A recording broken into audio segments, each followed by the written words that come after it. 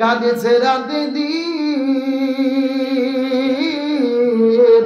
বিদায় হতে চলছেন নবীজির রক্তে মাখা দিন। তবে মানুষ তুমি মনে রেখো, একদিন তোমার সোনার দেহ রবে না রে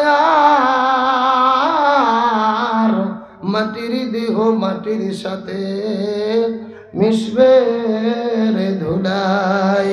কিসের টাকা কিসের বাড়ি কিসে জমিদারি, সঙ্গে তোমার কেউ যাবে না পুরুষ কিংবা নারী। বটবৃক্ষে কোন সে মহল কে দিল রে, লতার গাছে কদু মৌমাছিরা কারো হুকুমি মৌচাকে দেয় মধু। শিমুল গাছে কে দিল রে নরম নরম তুলা, চৈত্র মাসে কারো হুকুমি জমিন মাঝে ধুলা। পাখির কণ্ঠে কে দিল রে মিষ্টি মধুর গান, চিন্তা করে দেখ রে মানুষ সবই মহান আল্লাহ তাআলার দান। লা ইলাহা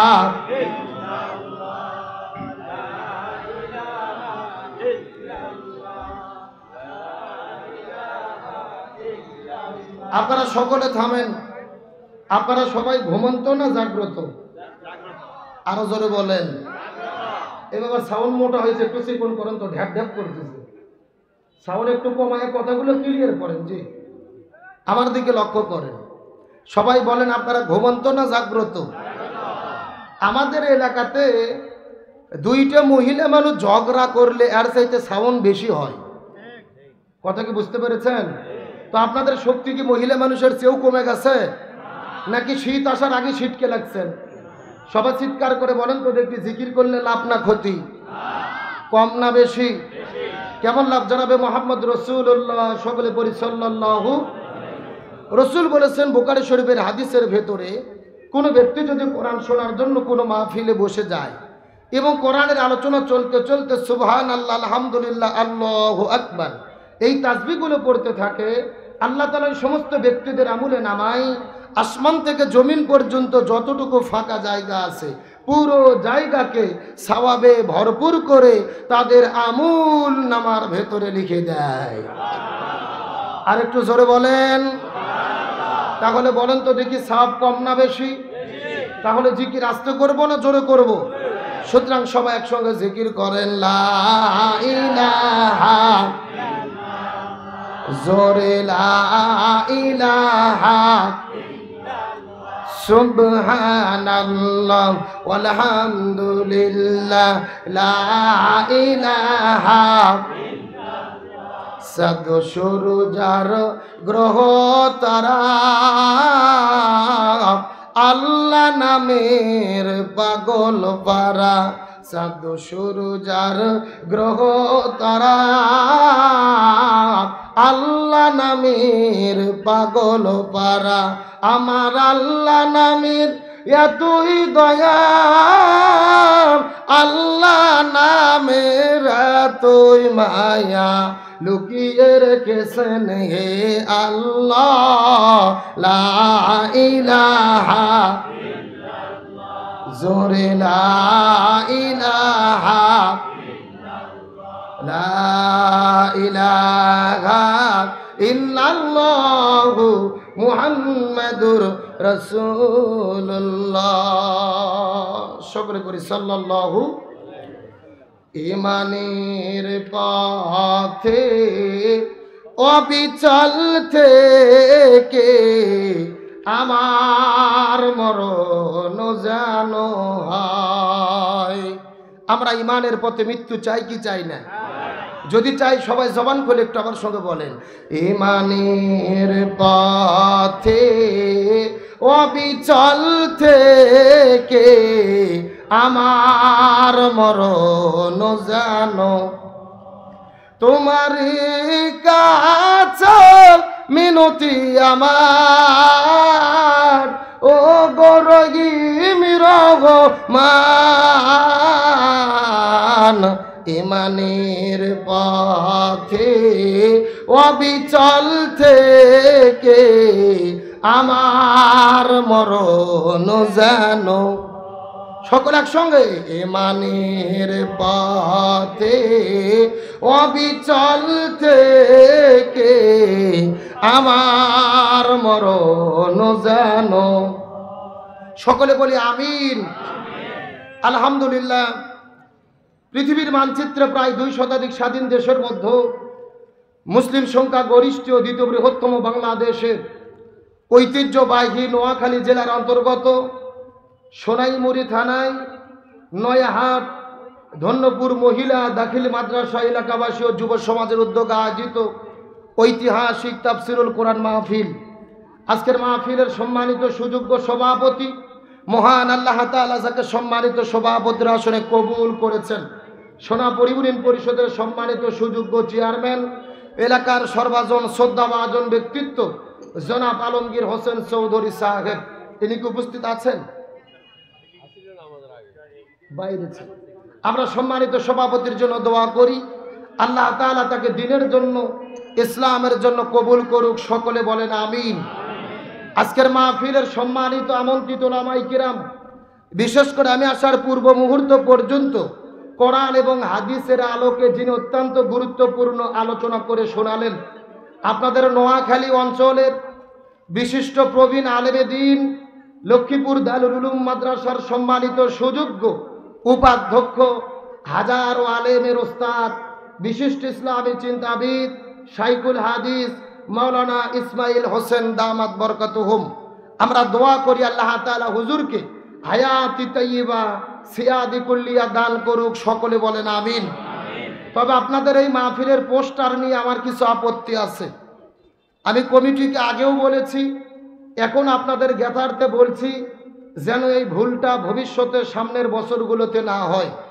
তার কারণ হলো এই পোস্টারে যেই 3 জন বক্তার নাম উল্লেখ করা হয়েছে, এই 3 জন আলোচকের ভেতরে বয়সের দিক দিয়ে, এলেমের দিক দিয়ে, আমুলের দিক দিয়ে, গ্রহণযোগ্যতার দিক দিয়ে সম্মানিত মুহাদ্দিস মাওলানা ইসমাইল হোসেনের গ্রহণযোগ্যতা সবার চাইতে বেশি।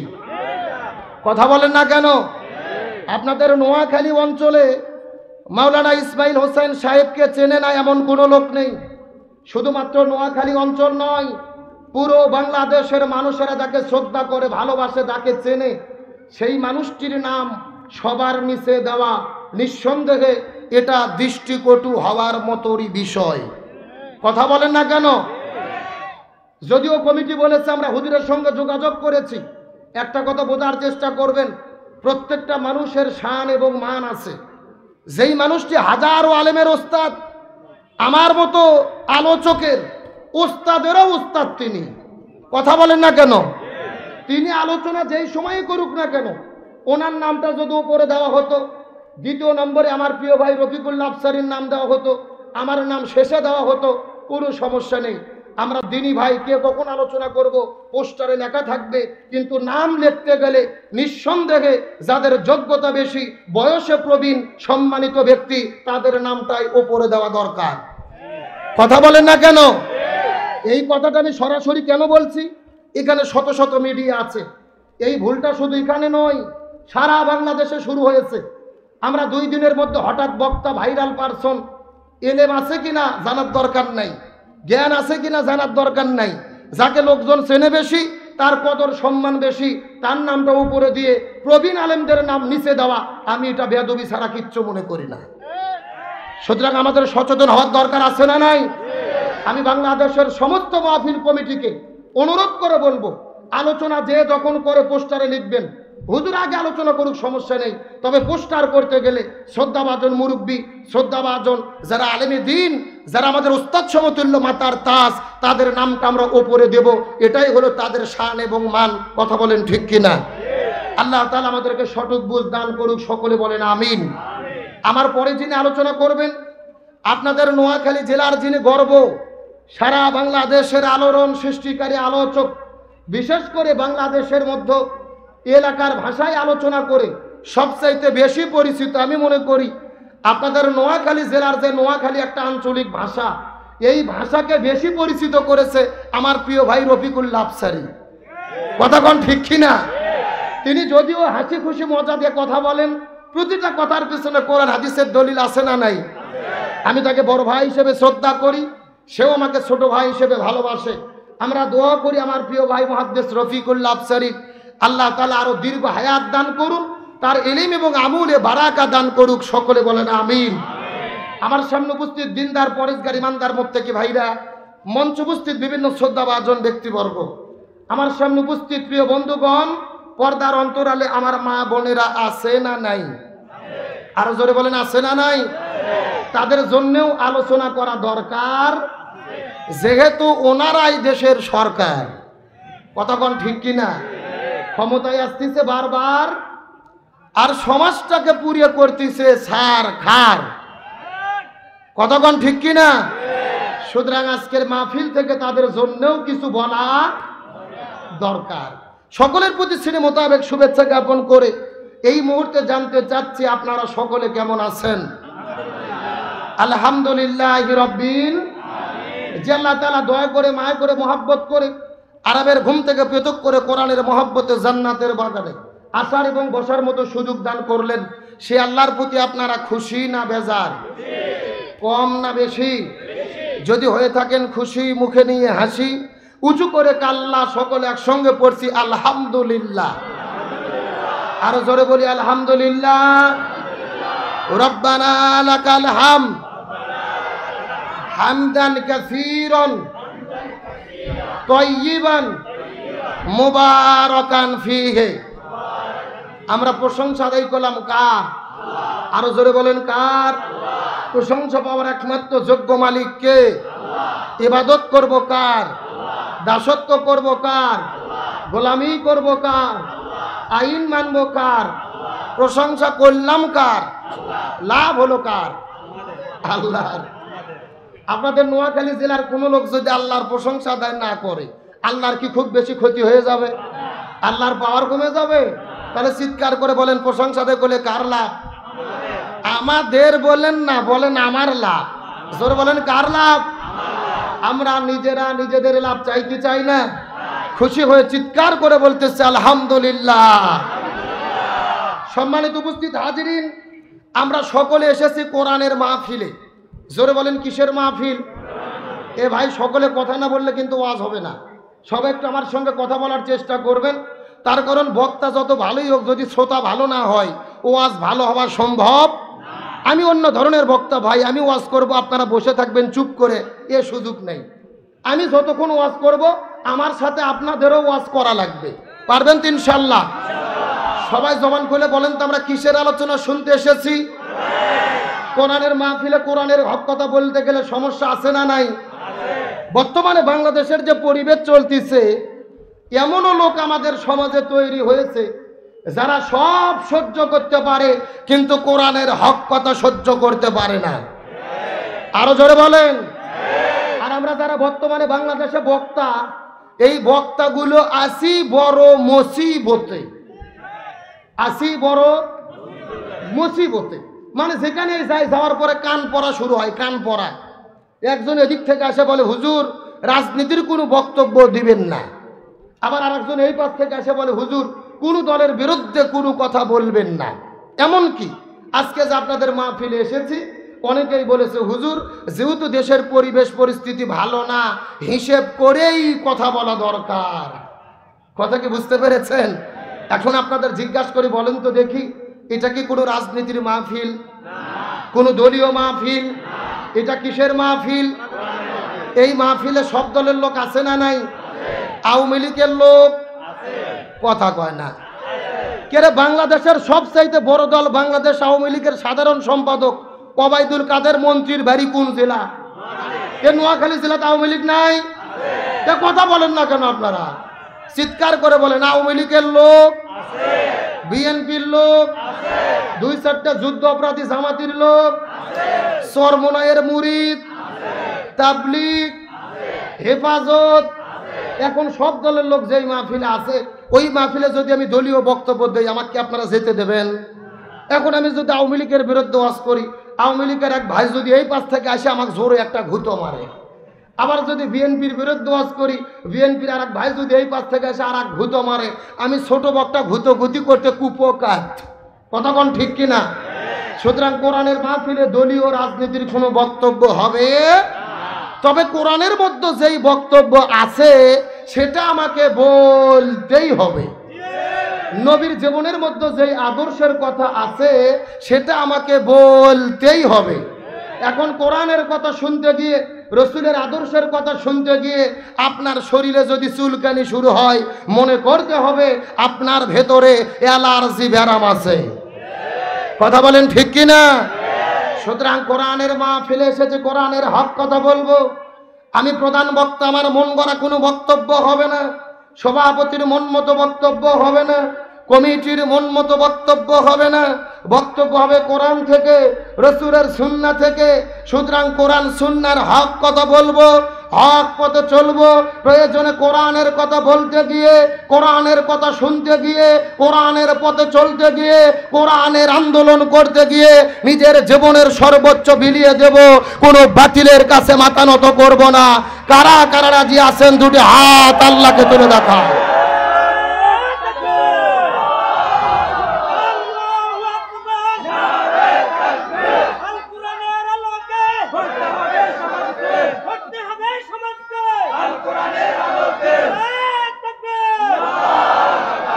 আল্লাহ কবুল করুক, বলেন আমিন। আপনাকে মন খারাপ করলেন? কোন দলের পক্ষে বললাম? কোন দলের বিপক্ষে বললাম? কথা যা হবে কোরআন থেকেই হবে ইনশাআল্লাহ। আমি কি সরাসরি কোরআন থেকে আলোচনা শুরু করব? সবাই আমার সঙ্গে পড়ে নাউযু বিল্লাহি মিনাশ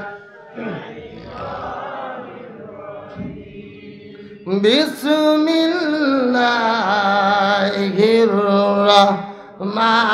রহমানির রহিম। কোরআন তেলাওয়াত হলে ডাকবো কাকে? রসুল বলেছেন যারা জীবিত অবস্থা আল্লাহর নামে তাকবীর বেশি দেবে ওদের হাড়ের সমস্ত ব্যারাম আল্লাহ তাআলা ভালো করে দেবে।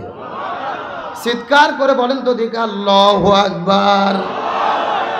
আলিফ লাম মিম আহাসিবান নাসু আইয়ুতরাকু আইয়াকুলু আমান্না ওয়া হুম লা ইফতানুন।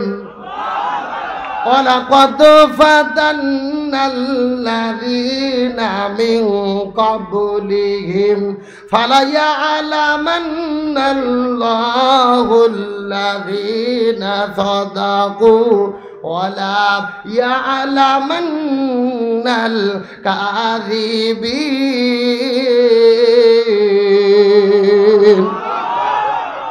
সূরা আনকাবুত 20 নম্বর পারার 15 নম্বর পৃষ্ঠার 10 নম্বর লাইন 1 থেকে 3 নম্বর আয়াতের কারিমা। তাফসীর ইবনে কাসির, তাফসীরে কাবির, তাফসীরে কুরতুবী, তাফসীরে মনির, তাফসীরে মারিফুল কোরআন, তাফসীরে খাজিন, তাফসীরে তাবারি, তাফসীরে ফি জিলালিল কোরআন, তাফসীরে তাফহিমুল কোরআন। এই আয়াতের উপর ভিত্তি করে 1 নয় 2 নয় অন্তত 10টা তাফসীর গ্রন্থ আমি দেখেছি। এই আয়াতের ভেতরে আল্লাহ তাআলা এত পরিমাণ কথা বলেছেন। এই আয়াতের উপর ভিত্তি করে বর্তমান প্রেক্ষাপটকে মিল করে যদি আলোচনা শুরু করা হয়, আলোচনা চলতে চলতে দিনের পরে দিন চলে যাবে, মাসের পরে মাস চলে যাবে, তারপর আলোচনা শেষ হবে না। জোরে বলা যাবে কি মারহাবা। এটা কোরআনের মুজিজা। কোরআনের আলোচনা শুরু হবে কিন্তু শেষ হবে। এটা কার বক্তব্য? আল্লাহ রাব্বুল আলামিন বলেন ওয়ালাউ আন্না মা ফিল আরদি মিন শাজারাতিন আকলামুন ওয়াল বাহরু ইয়ামুদ উদ্দুহু মিন বাদিহি সাবআতু আবহুরিন মা নাফিদাত কালিমাতুল্লাহ ইন্নাল্লাহা আজিজুন হাকীম। সূরা লোকমান 21 নম্বর পারার 12 নম্বর পৃষ্ঠার 13 নম্বর লাইন 27 নম্বর আয়াতে কারিমা।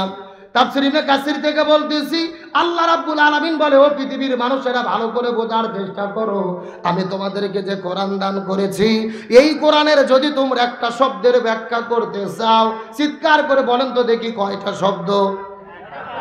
আরো জোরে। জোর হলো না।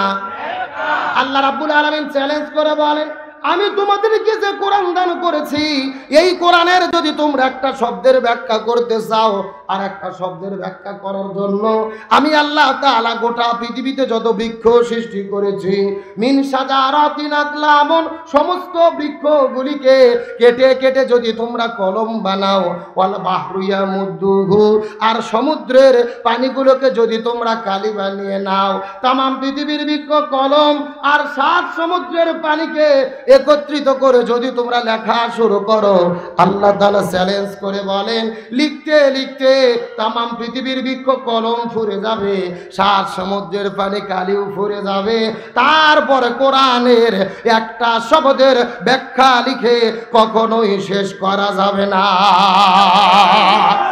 আচ্ছা মানুষ বলো দেখি, রাত্রি কেন কালো? সূর্য বলো কোথা থেকে পাইলো এত আলো? ফুলগুলো নানান রঙের কেমন করে হয়? পাতাগুলো সবুজ বটে ফুলের মতো নয়।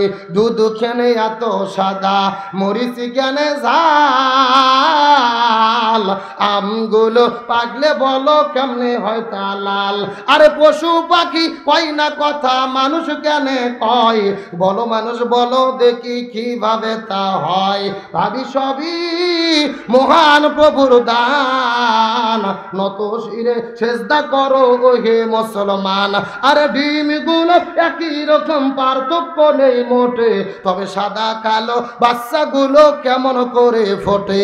আমরা সবাই বাস করি এই পৃথিবীর রঙে, হাতের লেখা মুখের চেহারা মেলে না কারো সঙ্গে, আর মেলে না গলার আওয়াজ আঙুলগুলোর টিপ। আল্লাহ তাআলা একজন আছেন, প্রমাণ হলো ঠিক, চিৎকার করে বলেন মারহাবা। জোরে লা ইলাহা ইল্লাল্লাহ, লা ইলাহা লা ইলাহা ইল্লাল্লাহু মুহাম্মাদুর রাসূলুল্লাহ। সকলে পড়ি সাল্লাল্লাহু। তামাম পৃথিবীর বৃক্ষকে কলম বানিয়ে 7 সমুদ্রের পানিকে কালি বানিয়ে লিখলেও কোরআনের একটা শব্দের ব্যাখ্যা লিখে শেষ করা যাবে না। আমি সে কোরআন থেকে 3টা আয়াতে কারিমা তিলাওয়াত করেছি, সর্বোচ্চ 1 ঘন্টা আলোচনা হবে। আলোচনা কি শেষ করা সম্ভব হবে? যদিও সম্ভব নয়, তারপর আয়াতের উপর ভিত্তি করে বর্তমান প্রেক্ষাপটকে মিল করে যতটুকু আলোচনা জানা শোনা এবং আমল করা অতীব জরুরি, ততটুকু আলোচনা এই গুনাহগারের মুখ থেকে যেন আল্লাহ তাআলা বের করে দেয়। সকলে বলেন আমিন। তার আগে আমি আপনাদেরকে একটা কথা জিজ্ঞেস করতে চাই, আমার কথা বুঝতে কি কোনো সমস্যা হচ্ছে? কোনো কষ্ট হচ্ছে? বাংলাদেশের কিন্তু কিছু কিছু জেলা আছে যেই জেলার ভাষাগুলো বোঝা যায় না, যেমন সিলেট, চিটাগাং, নোয়াখালী, কক্সবাজার আছে না নাই? এই যে আমি নিজেই আপনাদের ভাষা বুঝি না, আপনাদের ভাষা কিন্তু আমি ভালো বুঝি না। আপনারা যেরকম সব সময় বলেন যে আন্নেরা বালা বালা আসাননি কেন, এরকম বলেন নাকি? যে আপনি ভালো আসাননি কেন, প্রত্যেকটা কথার মধ্যে কেন লাগা এরকম। এই দেখেন এই ভাই বলতেছে নাই ভালো আছি আলহামদুলিল্লাহ। এরকম সিলেট, কক্সবাজার, বিশেষ করে চট্টগ্রাম, কক্সবাজার আরো বেশি কঠিন। আমি গত 4 বছর আগে মাহফিলে গিয়েছিলাম সিলেট বিভাগের হবিগঞ্জ জেলা। জোরে বলেন কোন জেলা? ওখানে যাওয়ার পরে এইরকম একটা বৃদ্ধ চাচা আমার কাছে এসে বলতেছে, হুজুর আপনি কিতা খাইতা? এ গু খাইতা না ও গু খাইতা? সাদা গু খাইতা না কালা গু খাইতা? শুকনা গু খাইতা না ভিজে গু খাইতা? আমি চিন্তা করলাম আমি কি ঢাকা থেকে গু খাওয়ার জন্য আসলাম? আমি বললাম আমি গু খাইতাম না, তোদের গু তোরাই খাগা। তখন শিক্ষিত একটা ছেলে এসে বলতেছে, হুজুর আসলে আপনি তো বুঝতে পারেননি, আমাদের এখানে তো গু মানে গু না, গু মানে হলো এইটা। আমার কাছে দুই ধরনের মিষ্টি নিয়ে এসেছে, একটা হলো সাদা মিষ্টি আর একটা হলো কালো মিষ্টি। আপনারা কি মিষ্টি চেনেন? এ গোল্লা চেনেন না? গোল্লা একটা হলো সাদা গোল্লা আর একটা হলো কালো গোল্লা। এদের বলা দরকার ছিল, হুজুর এটা খাবেন না ওটা খাবেন, সাদাটা খাবেন না কালোটা খাবেন, শুকনাটা খাবেন না ভিজেটা খাবেন, তা না বলে আমাকে বলতেছে, হুজুর আপনি এ গু খাইতা না ও গু খাইতা, সাদা গু খাইতা না কালা গু খাইতা, শুকনা গু খাইতা না ভিজে গু খাইতা। বোঝার কি কোনো বুদ্ধি আছে ভাই? তো আমি যে কথা বলতেছি আপনাদের বুঝতে কি কোনো সমস্যা হচ্ছে? কোনো কষ্ট হচ্ছে? আলোচনা কি চলবে? শেষ পর্যন্ত থাকবেন তো ইনশাআল্লাহ? দেখি থাকবেন না কারা কারা, একটু হাত উঠান। এই হলো হুজুগে বাঙালি, যাই বলে আয় রে তারই সাথে যাই রে, বোঝা শোনা নাই রে, এরকম হলে হবে না। সত্য সত্য শেষ পর্যন্ত থেকে আখেরি মোনাজাত করে কারা কারা যেতে চান তারা তারা টান টান করে দুটো হাত আল্লাহকে তুলে দেখান। লিল্লাহি তাকবীর। এ সাউন্ড হয়নি, হাত টান টান করে উঠান তো দেখি, সবাই একটু গলা খাকারে দেন। লিল্লাহি তাকবীর। আল কোরআনের আলো, আল হাদিসের আলো, দুনিয়ার মুসলিম ইসলামের শত্রুরা, কোরআন আছে যেখানে, হাদিস আছে যেখানে, সুদ ঘুষ যেখানে, দুর্নীতি যেখানে, স্টার জলসা যেখানে, আলেম ওলামা তাকবীর। আলহামদুলিল্লাহ বলেন। যাকে এতক্ষণে বোঝা গেল যে এলাকাতে আজকে মাহফিল একটা হচ্ছে। ভাইজান কি চেয়ারম্যান সাহেব নাকি? মাহফিল এলাকা একটা চেয়ারম্যান দেয়, চেয়ার দেয়, এই চেয়ার দেন এর পাশে। আমার দিকে লক্ষ্য করেন, আপনাদের কি কষ্ট হয়? আলোচনা কি শুরু করব? কিন্তু আমার মনে একটা দুঃখ আছে ভাই, আমি আলোচনা শুরুই করলাম না, আমার কাছে স্লিপ দিয়েছে যে 9টা 15 পর্যন্ত আলোচনা করবেন। অথচ এই মাহফিলের যখন আমি দাওয়াত গ্রহণ করি, কমিটি আমাকে বলেছে যে রফিকুল্লাহ আফসারী সাহেব কিন্তু থাকবেন। আমি বলছি কোনো সমস্যা নেই, উনি বড় ভাই আমি ছোট ভাই, আমাকে দাওয়াত দেন। কবে আমাকে শর্ত হলো আলোচনা করার জন্য 2 ঘন্টা টাইম দেওয়া লাগবে। আমি কিন্তু এই শর্ত দিয়ে দাওয়াত গ্রহণ করেছি। এখন ওয়াজই শুরু করলাম না, লেখে দিয়েছে 9টা 15, কোনো ওয়াজ হবে?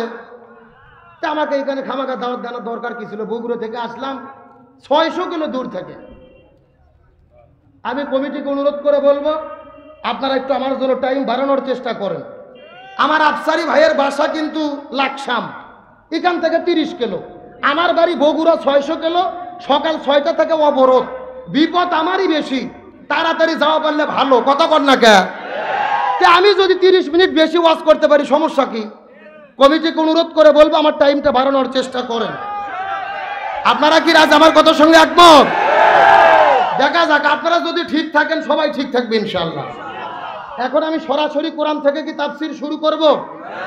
আসুন আমরা যে সূরা থেকে আজকে আলোচনা শুনবো, এই সূরাটি হলো পবিত্র কোরআনুল কারীমের 29তম সূরা। যাক, 15 মিনিট বেড়ে গেছে এক ঝাঁকিতেই। এখন আলোচনা যদি ভালো হয় আরো বাড়তে পারে, দেখা যাক ইনশাআল্লাহ। তার কারণ আসলে সময় নির্ধারণ কার পক্ষ থেকে হয়? আরে ভাই কমিটি তো বসিলে, কথা কোন ঠিক কিনা? আসেন 29তম সূরা, সূরাটির নাম হলো সূরা আনকাবুত। আনকাবুত শব্দের অর্থ হলো মাকড়সা। এই সূরাটির রুকু রয়েছে 60টি, আয়াতে কারিমা রয়েছে 69টি। এই সূরাটি নাজিল হয়েছে রাসূলের মক্কি জীবনের শেষের দিকে। আমরা সকলে জানি রাসূলের জীবন 2 ভাগে বিভক্ত, একটা হলো মক্কি জীবন আর একটা হলো মাদানী জীবন। মক্কি জীবন কাকে বলে? মক্কি জীবন মানে হলো ঘর বাড়ি ছাড়ার জীবন। মক্কি জীবন মানে হলো হাত হারানোর জীবন। মক্কি জীবন মানে হলো পা হারানোর জীবন। মক্কি জীবন মানে হলো জেলখানায় বন্দী হওয়ার জীবন। মক্কি জীবন মানে হলো প্রয়োজনে বাতিলের বিরুদ্ধে লড়াই করে জীবন দিয়ে শাহাদাত বরণ করার জীবন। এই সূরাটি নাজিলের প্রেক্ষাপট বা শানে নজুল কি লক্ষ্য করুন। আমার নবীজি সর্বপ্রথম যখন দ্বীনের দাওয়াত দেওয়া শুরু করলেন, সাহাবীরা একের পর এক কালেমা পড়ে পড়ে মুসলমান হওয়া শুরু করলেন। কিন্তু সাহাবীরা মুসলমান হওয়ার পরে বিপদের মধ্যে পড়েছেন। সন্তান ইসলাম ধর্ম গ্রহণ করার কারণে বাবা সন্তানকে ত্যায্য পুত্র করে বাড়ি থেকে বের করে দিয়েছে। ছোট ভাই ইসলাম ধর্ম গ্রহণ করার কারণে বড় ভাই ছোট ভাইকে গলা ধাক্কা দিয়ে বাড়ি থেকে বের করে দিয়েছে। আজকে আমার বাবা ছিল মুসলমান, আমার দাদা ছিল মুসলমান, তার বাবা ছিল মুসলমান, আর আমরা হয়েছি আগা কাটা মুসলমান। জোরে বলেন কি কাটা? আরে ভাই আগা কাটা বোঝেন না? আমাদের মুসলমান হয়তো তার কষ্ট করতে হয় নাই, আমাদের বাবা 500 টাকা দিয়ে ওস্তাদ ধরে নিয়ে এসেছে, আগা কেটে আমরা মুসলমান হয়েছি। কিন্তু যুগে যুগে এই পৃথিবীতে ইসলাম এত সহজে আসে নাই। যুগে যুগে পৃথিবীতে ইসলাম এসেছে শাহাদাতের রক্তের উপরে ভর করে। খুব ভালো করে বুঝবেন, সাহাবীরা যখন বিপদের মধ্যে পড়েছেন, কেউ বা ঘর হারা, কেউ বা বাড়ি হারা, কারু বা পেটের মধ্যে খাবার নাই, শরীরের মধ্যে পোশাক নাই, ঘুমানোর মতো জায়গা নাই, এমন কঠিন বিপদের ভেতরে আল্লাহ রাব্বুল আলামিন সাহাবীদেরকে সান্ত্বনা দেওয়ার জন্য এই সূরা আনকাবুত নাজিল করেছেন। চিৎকার করে বলেন আল্লাহু আকবার। বিশ্বনবী করিম সাল্লাল্লাহু আলাইহি ওয়াসাল্লাম সর্বপ্রথম যখন দ্বীনের দাওয়াত দেওয়া শুরু করলেন, সাহাবীরা একের পর এক কালেমা পড়ে পড়ে মুসলমান হওয়া শুরু করে দিলেন। কিন্তু সাহাবীরা মুসলমান হওয়ার পরে বড় বিপদের মধ্যে পড়েছেন। সন্তান ইসলাম ধর্ম গ্রহণ করার কারণে বাবা সন্তানকে ত্যায্য পুত্র করে বাড়ি থেকে বের করে দিয়েছে। ছোট ভাই ইসলাম ধর্ম গ্রহণ করার কারণে বড় ভাই ছোট ভাইকে গলা ধাক্কা দিয়ে বাড়ি থেকে বের করে দিয়েছে। কেউ বা ঘর হারা, কেউ বা বাড়ি হারা, কারু বা পেটের মধ্যে কোনো খাবার নাই, কারু বা ঘুমানোর মতো কোনো জায়গা নাই। এমন কঠিন মুহূর্তের ভেতরে আমার আল্লাহ তাআলা সাহাবীদেরকে সান্ত্বনা দেওয়ার জন্য এই সূরা আনকাবুত নাজিল করেছে। জোরে বলেন না সুবহানাল্লাহ। এই সূরার সর্বপ্রথমের মধ্যে আল্লাহ তাআলা হরফে মুকাত্তাত ব্যবহার করে বলেন আলিফ লাম মিম। এইগুলো হলো হরফে মুকাত্তাত, যার অর্থ একমাত্র আল্লাহ ভালো জানে, আর কেউ জানে। আরবি গ্রামার ব্যাকরণ যারা পড়েছেন তারা বুঝতে পারবেন। আল্লাহ সর্বপ্রথম হরফে মুকাত্তাত দিয়ে শুরু করার পরে 2 নম্বর আয়াতের মধ্যে আল্লাহ তাআলা কত চমৎকার করে বললেন, আহসিবান নাসু আইয়ুতরাকু, মানুষেরা কি মনে করেছে ঈমান এনেছি এই কথা বললেই তাদেরকে ছেড়ে দেব, অথচ আমি আল্লাহ তাআলা তাদের ঈমানের পরীক্ষা গ্রহণ করব না। ওয়ালাকাদ ফাতান্নাল্লাযীনা মিন ক্বাবলিহিম, অথচ ইতিপূর্বে পৃথিবীতে যত নবী রাসূল বিদায় নিয়ে চলে গেছে, যত ঈমানদাররা পৃথিবী থেকে বিদায় নিয়ে চলে গেছে, আমি আল্লাহ তাআলা তাদের ঈমানের পরীক্ষা গ্রহণ করেছি। সুতরাং জেনে রাখো, ঈমানের দাবি যারা করবে আমি আল্লাহ রাব্বুল আলামিন তাদেরকে অবশ্যই অবশ্যই ঈমানের পরীক্ষা গ্রহণ করব। আমার কথা কি বোঝা যায়? সর্বপ্রথম 2 মিনিট খুব ভালো করে বোঝার চেষ্টা করবেন। এই 2 মিনিট যদি না বোঝেন পুরো আলোচনা বোঝার কোনো বুদ্ধি নেই। আল্লাহ তাআলা বলতিছে, মানুষেরা কি মনে করেছে ঈমান এনেছি এই কথা বললেই আমি তাদেরকে ছেড়ে দেব, অথচ আমি আল্লাহ তাআলা তাদের ঈমানের পরীক্ষা গ্রহণ করব না। ওয়ালাকাদ ফাতান্নাল্লাযীনা মিন ক্বাবলিহিম, অথচ ইতিপূর্বে যত নবী রাসূল বিদায় নিয়েছে আমি তাদের ঈমানের পরীক্ষা গ্রহণ করেছি। সুতরাং যদি কেউ ঈমানের দাবি করে আমি আল্লাহ অবশ্যই তাদেরকে ঈমানের পরীক্ষা গ্রহণ শুধু করব না, করবই। জোরে বলেন করবই। সুতরাং আজকের আলোচনার সাবজেক্ট হলো পরীক্ষা। আলোচনার সাবজেক্ট কি? তার কারণ হলো ওয়াজ শোনার আগে কি ঠিক করতে হবে, বিষয় বা সাবজেক্ট। বাংলাদেশের বিশাল বড় বড় বক্তা আছে, 1 লক্ষ টাকা অগ্রিম দিয়ে হেলিকপ্টার করে আনতে হয়। আসার পরে 2 ঘন্টা কান্নাকাটি করে শ্রোতাদেরকে শুতে থুয়ে চলে যায়। পরের দিনে চাচার সাথে গল্প হচ্ছে, কে চাচা গতকালকে ওয়াজ কেমন হলো? চাচা বলতিছে ওয়াজ হয়েছে ফাটাফাটি। কি বলতিছে? ফাটাফাটি। তখন বলা হচ্ছে বলেন তো গতকালকে কি ওয়াজ হয়েছে? তখন চাচা বলতিছে তা তো মনে নাই। এরকম শ্রোতা আছে না নাই? আপনি খুবই ভালো পরীক্ষা দিয়েছেন, হলে আপনার নামও লেখেননি, রোল নম্বরও লেখেননি, পাস না ফেল? আরো জোরে বলেন। তাহলে ওয়াজ শুনতে চাইলে আগে কি ঠিক করতে হবে, বিষয় বা সাবজেক্ট। তাহলে আজকের আলোচনার বিষয় বা সাবজেক্ট কি? পরীক্ষা। জোরে বলেন, আলোচনার বিষয় কি? আরো জোরে, সাউন্ড নাই। এই যে আমি বসে আছি মাঝখান দিয়ে সোজা, দুই ভাগ। ডান পাশের ভাইরা চুপ করেন, বাম পাশের ভাইরা বলেন তো, চিৎকার করে আপনারা বলবেন আজকের আলোচনার বিষয় কি? আরো জোরে। আপনারা মুখ বন্ধ করেন, এবার আপনারা বলেন তো দেখি আজকের আলোচনার বিষয় কি? ওরে বাবা, কে রে ভাগ করে যারা সাউন্ড বাড়তিছে, তার মানে আপনি আলসামি করতেছেন না? আমার ভাইরা মনের মধ্যে কষ্ট নেবেন না, মাত্র কয়েক মিনিট কথা বলবো। ডানে যারা আছেন কথা বলবেন, বামে যারা আছেন কথা বলবেন, মঞ্চে যারা আছেন তারাও কথা বলবেন। সবাই মিলে চিৎকার করে একসঙ্গে বলেন তো দেখি আজকের আলোচনার বিষয় কি? আরো জোরে। জোর হলো না?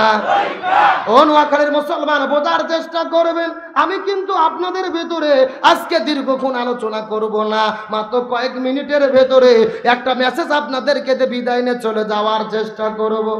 আল্লাহ তাআলা বললেন মানুষেরা কি মনে করেছে ঈমান এনেছে এই কথা বললেই তাদেরকে ছেড়ে দেব না, অথচ আমি আল্লাহ তাআলা তাদের ঈমানের পরীক্ষা গ্রহণ করব।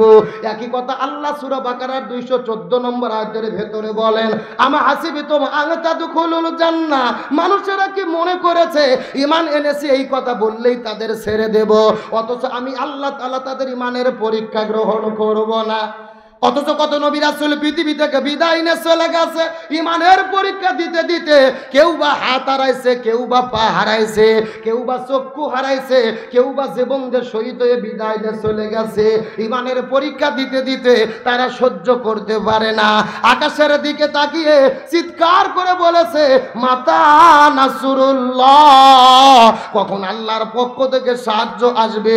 সঙ্গে সঙ্গে আমার আল্লাহ রাব্বুল আলামিন বলে দিয়েছেন আলা ইন্না নাসরাল্লাহি করিব।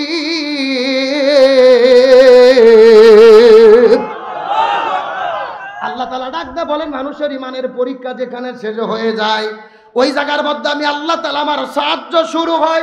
ঈমানের পরীক্ষা কাকে বলে আমি আপনাদেরকে জিজ্ঞাসা করি, বলেন তো দেখি ও নোয়াখালীর মুসলমান, মুসলমানদের জাতির পিতার নাম কি? আরো জোরে বলেন। যারা বলতেছে না এদের অন্য কেউ আছে নাকি? লক্ষণ তো খারাপ। চিৎকার করে বলেন তো দেখি মুসলমানদের জাতির পিতার নাম কি? কে বলেছেন? আল্লাহ রাব্বুল আলামিন বলেন মিল্লাতা আবিকুম ইব্রাহিম ওয়া সাম্মাকুমুল মুসলিমিন। আল্লাহ তাআলা ডাকতে বলে পৃথিবীর মানুষেরা ভালো করে বোঝার চেষ্টা করো, তোমাদের জাতির পিতার নাম হলো হযরত ইব্রাহিম আলাইহিস সালাম, আর আমি তার মাধ্যমে তোমাদের নাম রেখেছি মুসলমান। ইব্রাহিম আলাইহিস সালাম যখন দ্বীনের দাওয়াত দেওয়া শুরু করলেন, ওই নমরুদ ইব্রাহিমকে আগুনের মধ্যে ফেলে দিল। আল্লাহর পয়গম্বর হযরত ইব্রাহিম আলাইহিস সালাম ওই অগ্নিকুণ্ডের মধ্যে 40 দিন পর্যন্ত ছিল। এখন আমি আপনাদেরকে জিজ্ঞাসা করি, বলেন তো হযরত ইব্রাহিম আলাইহিস সালামকে আগুনের মধ্যে যে ফেলে দেওয়া হলো, ইব্রাহিম নবী কি চোর ছিল? ডাকাত ছিল? নারী ধর্ষণ করেছিল? তাহলে কিসের জন্য আল্লাহর পয়গম্বরকে আগুনের মধ্যে ফেলে দেওয়া হলো? কালেমার দাওয়াত দেওয়ার কারণে ঈমানের পরীক্ষা দিতে গিয়ে জাতির পিতা ইব্রাহিম আলাইহিস সালাম আগুনের মধ্যে নিক্ষিপ্ত হয়েছে। এখান থেকে বোঝা গেল ও নোয়াখালীর মুসলমান, আমরাও যদি ঈমানের পথে থাকি, ঈমানের দাবি করি, ঈমানের পথে চলতে চাই, ঈমানের পরীক্ষা দিতে গিয়ে ইব্রাহিম নবীর মতো আমাদেরকেও মাঝে মধ্যে আগুনে পড়া লাগতে পারে। আল্লাহর একজন পয়গম্বর হযরতে মূসা আলাইহিস সালাম, নাম শুনছেন কি শোনেন নাই? হযরতে মূসা আলাইহিস সালাম যখন দ্বীনের দাওয়াত দিতে গেলেন ফিরাউনের কাছে, ফিরাউন মুসা নবীকে মারার জন্য হামলা করলো। হযরতে মূসা আলাইহিস সালাম বনি ইসরাইল সম্প্রদায়দেরকে নিয়ে সামনের দিকে দৌড়ানো শুরু করলো, আর ফিরাউনের বাহিনী দৌড়াই পেছনে পেছনে। হযরতে মূসা আলাইহিস সালাম দৌড়াইতে দৌড়াইতে লোহিত সাগরের কাছে চলে গেছে। চতুর্দিক থেকে যখন রাস্তা বন্ধ, পিছন দিক থেকে ফিরাউনের বাহিনীরা হামলা করেছে। মুসা নবী ডাকতে বলেন আল্লাহ এখন আমি কি করব জানতে চাই। আল্লাহ ডাকতে বলে মূসা রে, তোমার কোনো টেনশন নাই। তোমার হাতের মধ্যে যেই লাঠি রয়েছে ওই লাঠিটা তুমি সাগরের ভেতরে ফেলে দাও, আমি আল্লাহ তোমার জন্য 12টা রাস্তা বানায়া দেব। এই কথা বলার পরে হযরত মূসা আলাইহিস সালাম ওই লাঠিটা বের করে আস্তে করে যখন সাগরের ভেতরে ফেলে দিয়েছে, সঙ্গে সঙ্গে আমার আল্লাহ 1 নয় 2 নয় 12টা রাস্তা বানায়া দিয়েছে। ওয়ালা তাহিনু ওয়ালা তাহজানু ওয়া আনতুমুল আলাউনা ইন কুনতুম মুমিনিন।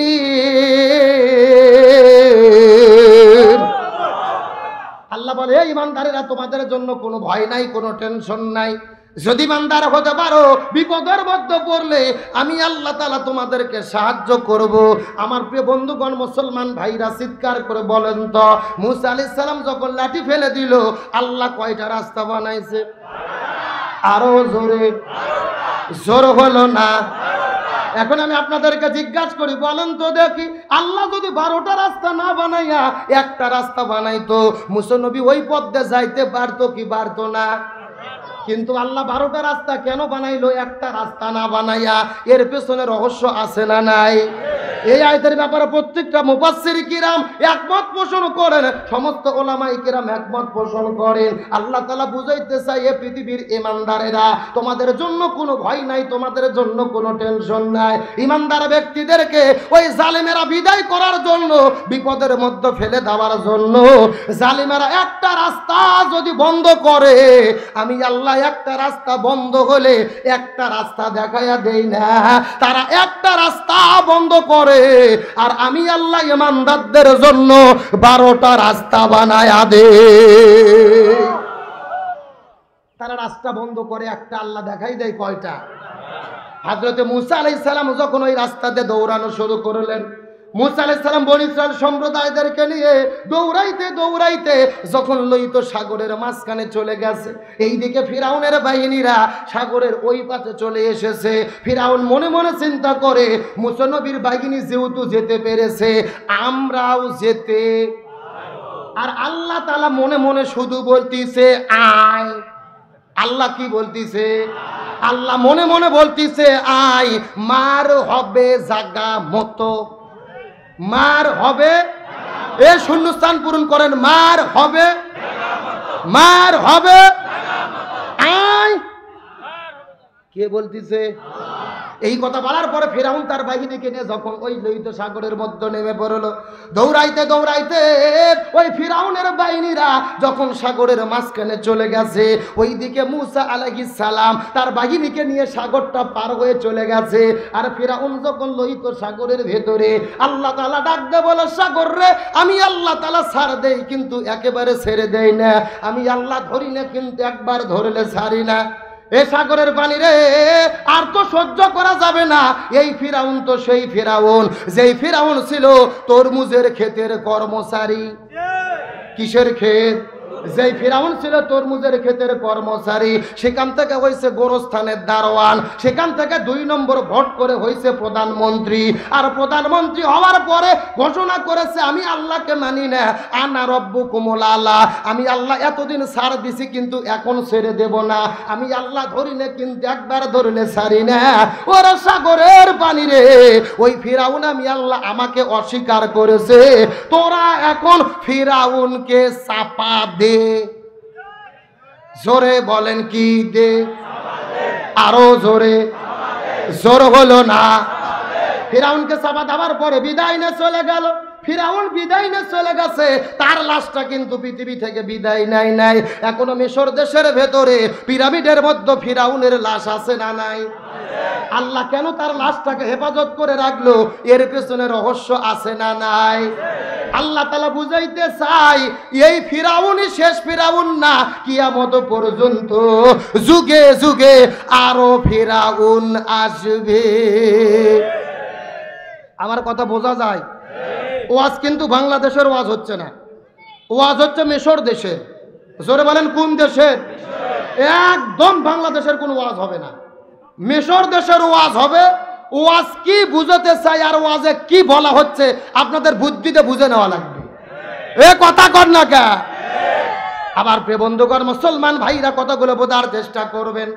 আল্লাহ তাআলা ফিরাউনের লাশটাকে মমি করে রাখলো। গোটা পৃথিবীর ভিতরে যত জালেম বাদশা আসবে আল্লাহ সবাইকে বুঝাইতে চায়, এ জালেমেরা খবরদার জনগণের উপরে জুলুম করবা না, আর যদি জুলুম করো তোমাদেরকে ফিরাউনের মতো করব, 2 মিনিটের মধ্যে সুবাইয়া মারবো আমি আল্লাহ, 2 সেকেন্ডের সময় লাগবে না। এই জন্য ক্ষমতার অহংকার করা যাবে। কিন্তু আমার দেশে এমনও মানুষ আছে ভাই, ক্ষমতা পাওয়ার পরে মনে মনে চিন্তা করে মুই কি হুনুরি, আসিলাম ধান হলেম খই, আরো দেন কতই হই। আল্লাহ বলছে যে বেশি হোস না, বেশি বাড়াবাড়িস না, আমি আল্লাহ ধরি না, কিন্তু একবার ধরলে। এইরকম একটা লোক ভাই 12 তলা বাসা করছে। জোরে বলেন কয় তালা? ক্ষমতা পাওয়ার পরে 12 তলা বাসা করেছে। আগে কিন্তু সিঁড়ি দিয়ে হেঁটে হেঁটে হেঁটে হেঁটে ওঠা লাগতো, এখন কিসে ওঠে? লিফটে। এই লোকটা লিফটে 12 তলাতে ওঠার পরে রাতের 9টার দিকে ল্যাপের মধ্যে শুয়া, এই ছেলেবেলায় এই বসো দেখি। এই মাদ্রাসার ছাত্ররা যেমন ভালো তেমন ভাইরাস, এরা দল বান্ধে মাঝখানে বসে, ওখান থেকে উঠে চলে যায়। এখন হয়তো বলবেন হুজুর মাদ্রাসার ছাত্রদের সকালে পড়া আছে, সত্যিই পড়া আছে, তো ওদেরকে নিয়ে এসেছেন কেন?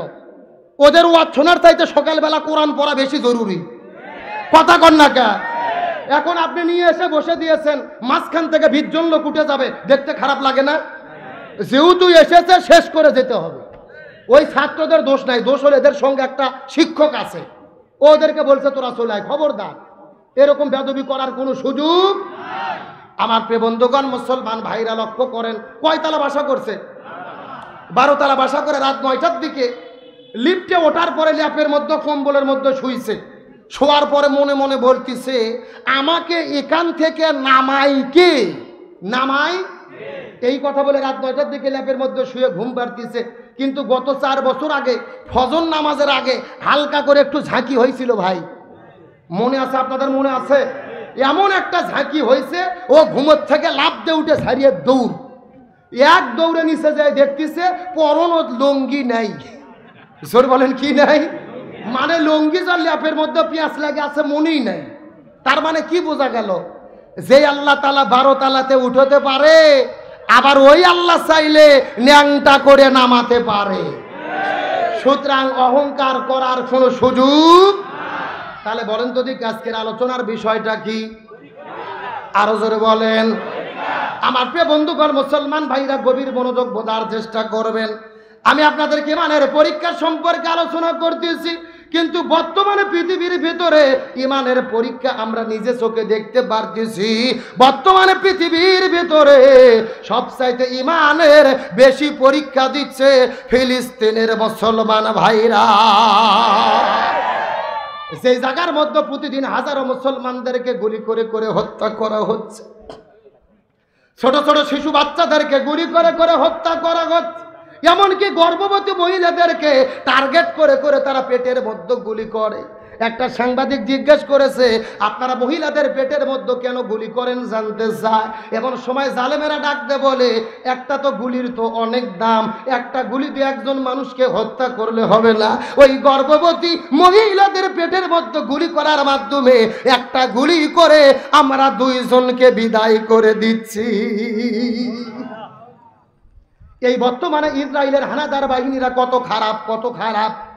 এই ইসরায়েলদের কিন্তু থাকার মতো কোনো জায়গা ছিল না, ফিলিস্তিনের মুসলমানেরা থাকার জন্য জায়গা দিয়েছিল। বর্তমানে বাংলাদেশের মানুষেরা রোহিঙ্গাদেরকে যেইভাবে জায়গা দিয়েছে, আজ থেকে 100 বছর আগে ওই ফিলিস্তিনেরা ইসরায়েলদেরকে থাকার জায়গা দিয়েছিল। ওই হানাদার বাহিনীরা, দখলদারেরা এখন ফিলিস্তিনে আসার পরে ফিলিস্তিনের মুসলমানদেরকে পিটাইয়া বার করে দিয়ে তাদের জায়গাকে দখল করেছে। এটা কি মানা যায়? আরো জোরে বলেন। যাদের থাকার কোনো জায়গা ছিল না, অথচ তারা ভাড়াটা হিসাবে রেখে মুসলমানদের বের করে দিয়ে ওই জায়গাটা তারা দখল করে নিয়েছে। তাদের নিজেদের কোনো থাকার জায়গা ছিল না। নিজেদের যদি বাবার পরিচয় না থাকে, আমরা তাদেরকে বলি জারদ সন্তান। আর ইহুদিদের ইসরায়েল এমন একটা দেশ যাদের নিজের থাকার কোনো কাগজ নাই, বৈধতা নাই। এই পৃথিবীর ভেতরে একমাত্র জারজ দেশের নাম হলো ইসরায়েল। যে ইসরায়েলের ইহুদিদেরকে 1 নয় 2 নয় 60 লক্ষ ইহুদিদেরকে হত্যা করেছিল হিটলার। জোরে বলেন নাম কি? দ্বিতীয় বিশ্বযুদ্ধে হিটলার 60 লক্ষ ইহুদিদেরকে হত্যা করলো। 1941 সালের 25 অক্টোবর এই হিটলার বক্তব্য দিয়েছিল, এ পৃথিবীর মানুষ তোমরা ভালোভাবে জেনে রেখো, আমি নাৎসি বাহিনী গঠন করে হলোকাস্ট নামক অভিযান করে আমি ইহুদিদেরকে হত্যা করতেছি। তোমরা আমাদের পছন্দ করো না, আমার ভুল ধরতেছো, জেনে রেখো এই পৃথিবীর ভেতরে সবচাইতে নিকৃষ্ট জাতির নাম হলো ইহুদি। এই কথা বলার পরে হিটলার বলেছিল, আমি সব ইহুদিদেরকে মারলাম না, আমি মাত্র কয়েক হাজার ইহুদিদেরকে বাঁচিয়ে রাখলাম বীজ হিসেবে। জোরে বলেন কি হিসেবে? আপনাদের যদি গাছ মরে যায়, আমের একটা বীজ লাগান, ওখান থেকে গাছ হয় কি হয় না? ওখান থেকে আবারও আম হয়, আবারও গাছ হয়। হিটলার বললেন, আমি কিছু ইহুদিদেরকে বাঁচিয়ে রাখলাম বীজ হিসেবে, আমি মরে যাব, আজ থেকে 20 বছর পরে তোমরা দেখবা এরা যখন বংশধর বিস্তার করবে তখন তারা কেমন ব্যবহার করে, পুরো পৃথিবীতে যুদ্ধ লাগাবে, পুরো পৃথিবীতে অশান্তি লাগাবে। হিটলার যেই বক্তব্য দিয়েছিল, বর্তমানে বাংলাদেশ নয় গোটা পৃথিবীর মানুষ দেখতেছে ইহুদিদের সম্পর্কে হিটলারের বক্তব্য 100% সত্য হয়ে গেছে। যে ইহুদিতে গোটা পৃথিবীতে অশান্তি ছড়িয়ে দিয়েছে, পুরো পৃথিবীর মুসলমানদের মধ্যে অশান্তি ছড়াইয়া দিয়েছে। হিটলার বলেছিল প্রথম বিশ্বযুদ্ধে ইহুদিদেরা 20 লক্ষ মানুষ হত্যা করেছে। সুতরাং আমরা বলতে চাই, এই ইহুদিদের এই পৃথিবীতে সঠিকভাবে বেঁচে থাকার আর বৈধভাবে ভালো মানুষ পরিচয় নেওয়ার কোনো অধিকার নাই। আমার বন্ধুগণ মুসলমান ভাইরা, তবে মনে কষ্ট লাগে, ভাই কি কথা হয় বাবা, একটু বসুন, আমার দিকে লক্ষ্য করেন। আমার সময় কম, একটা মেসেজ আপনাদেরকে বিদায় নিয়ে চলে যেতে চাই। আজকে আমার দেশের মাননীয় প্রধানমন্ত্রী বলেছে আমরা ফিলিস্তিনের পক্ষে ছিলাম, আছি, থাকবো। বাংলাদেশের মানুষও ফিলিস্তিনের পক্ষে আছে, কিন্তু বাংলাদেশের তথাকথিত কিছু ঘোমটা পরা শায়েখ, জোরে বলেন কি পরা, মাথার মধ্যে ঘোমটা পরে হামাসের বিরুদ্ধে ফতুয়া দেয়। তারা বলে হামাসের আকীদা ভালো না, তাদের আকীদা খারাপ, তারা যুদ্ধে জয়লাভ করতে পারবে না। এমনকি গত 3 দিন আগে একটা শায়েখ ফতুয়া দিয়েছে যে হামাসের চাইতে ইহুদিদের আকীদা ভালো, তার কারণ তারা মূর্তি পূজা করে না, তারা শিরিক করে না, এই জন্য তাদের হারিয়ে দেওয়া যাবে না, তাদের দমিয়ে রাখা যাবে না। জোরে বলেন নাউজুবিল্লাহ। তার ফতুয়াটা খুব ভালো করে বুঝবেন। ও বলতেছে ইহুদিদের আকীদা ভালো, তারা শিরিক করে না। যেহেতু হামাসেরা ইহুদিদের সঙ্গে পারতিছে না, ওনার ফতুয়া অনুযায়ী বোঝা যায় ইহুদিরা পারতিছে, হামাসেরা পারতিছে না। তার মানে হামাসের কি খারাপ?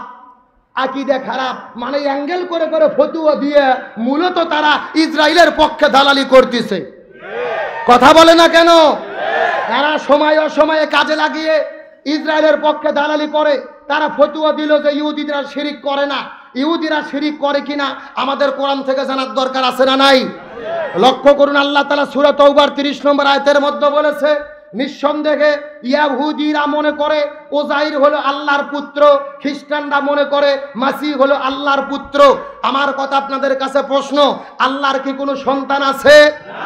আল্লাহ নিজেই কোরআনের মধ্যে বলেছে, লাম ইয়ালিদ ওয়া লাম ইউলাদ, আমি আল্লাহ কাউকে জন্ম দেইনি, আমাকেও কেউ জন্ম দেয়নি। সুতরাং যে ইহুদিরা আল্লাহর সন্তান আছে মনে করে, নিঃসন্দেহে এরা খাঁটি মুশরিক ছাড়া কিছু হতে পারে না। আমার দিকে লক্ষ্য করেন, এরা ফতুয়া দিচ্ছে ওরা মুশরিক নয়, এদের ধান্দা শুধু মূর্তি পূজা করলেই মনে হয় শিরিক হয় না। সবচাইতে বড় মুশরিক হলো তারা যারা আল্লাহর আইন বাদ দিয়ে মানব রচিত বাপ দাদার আইন দিয়ে দেশ পরিচালনা করে। কথা বলে না কেন? সুতরাং আমরা এই সমস্ত শায়েখদের বলতে চাই, আপনারা পারলে মাজলুমদের পক্ষে কথা বলেন, না পারলে বলিয়েন না। দয়া করে জালেমের পক্ষে দালালি করবেন না। এটা মুসলমানেরা কখনো মেনে নিতে পারে? এরা ফতুয়া দেয় হামাসের আকীদা খারাপ, এরা ফতুয়া দেয় সালাউদ্দিন আইয়ুবীর আকীদা খারাপ। আরে ভাই, সালাউদ্দিন আইয়ুবীকে আপনি চেনেন? 1099 সালে যখন খ্রিস্টান ক্রুসেডাররা মসজিদ আকসাকে দখল করে নিল, মসজিদ আকসা দখল করার পরে পুরো মসজিদ আকসাটাকে রক্তে রঞ্জিত করলো, হাজার হাজার আলেমদেরকে হত্যা করলো।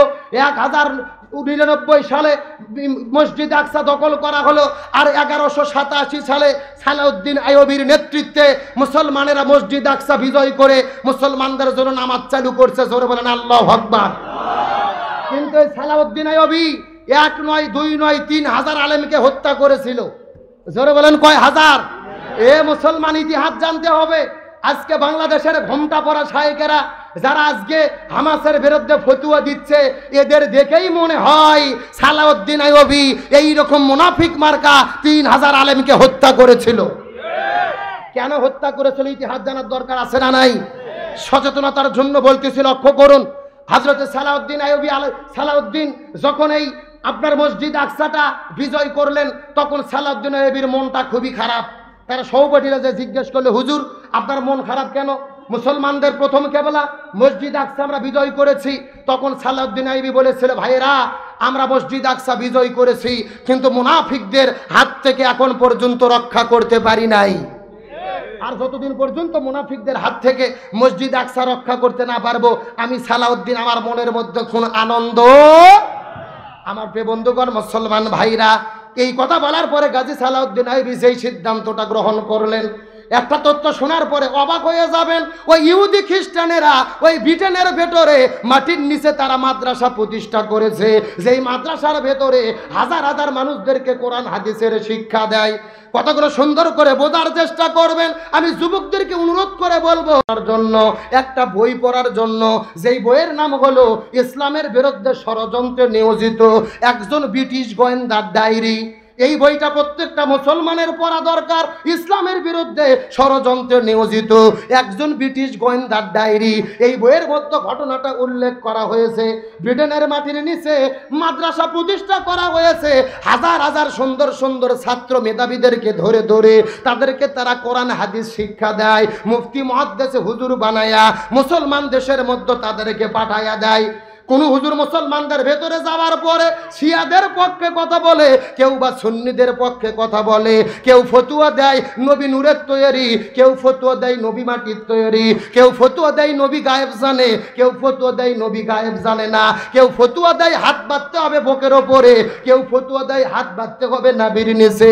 এই রকম ভাবে মুসলমানদের দেশে দেশে এই কথিত মুনাফিক মার্কা আলেমেরা ফতুয়া দেওয়ার মাধ্যমে মুসলমানদেরকে তারা একতা হতে দেয় না।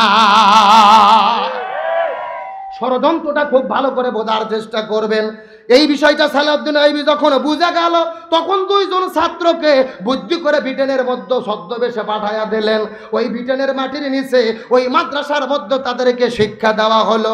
কয়েক বছর পরে শিক্ষা অর্জন করার পরে যখন ফিলিস্তিনে ফিরে গেছে, ওই সময় যে মসজিদ আকসার মধ্যে নামাজ পড়ায়, এই দুইজন ব্যক্তি আস্তে করে মসজিদ আকসার ভেতরে যাওয়ার পরে ইমামকে জিজ্ঞেস করে বলে, ও ইমাম আপনি বলেন তো সূর্য কখন উদিত হয়? তখন ইমাম ডাকতে বলে, মেঘ যখন দূরে চলে যায়। 2 নম্বর প্রশ্ন করলেন, সূর্য কখন অস্ত যায়? বলতেছে দিন যখন শেষ হয়ে যায়। এই কথাগুলো হলো সাংকেতিক কথা। জোরে বলেন কি কথা?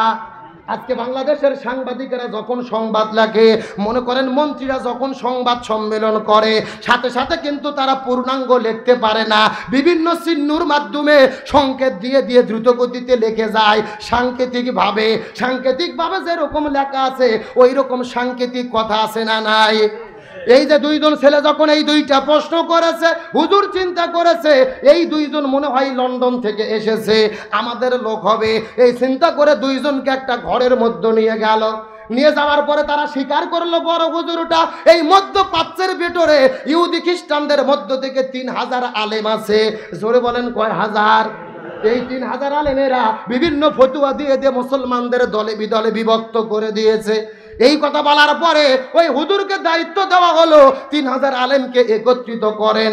এই হুজুর 1 সপ্তাহের ভেতরে এই 3000 আলেমকে যখন একত্রিত করলো, এমন সময় গাজী সালাউদ্দিন আইয়ুবী আস্তে করে যখন ওই ঘরের মধ্যে গেল, সালাউদ্দিন আইয়ুবীকে দেখার পরে এই 3 জন আলেম বড় অবাক হয়ে গেল।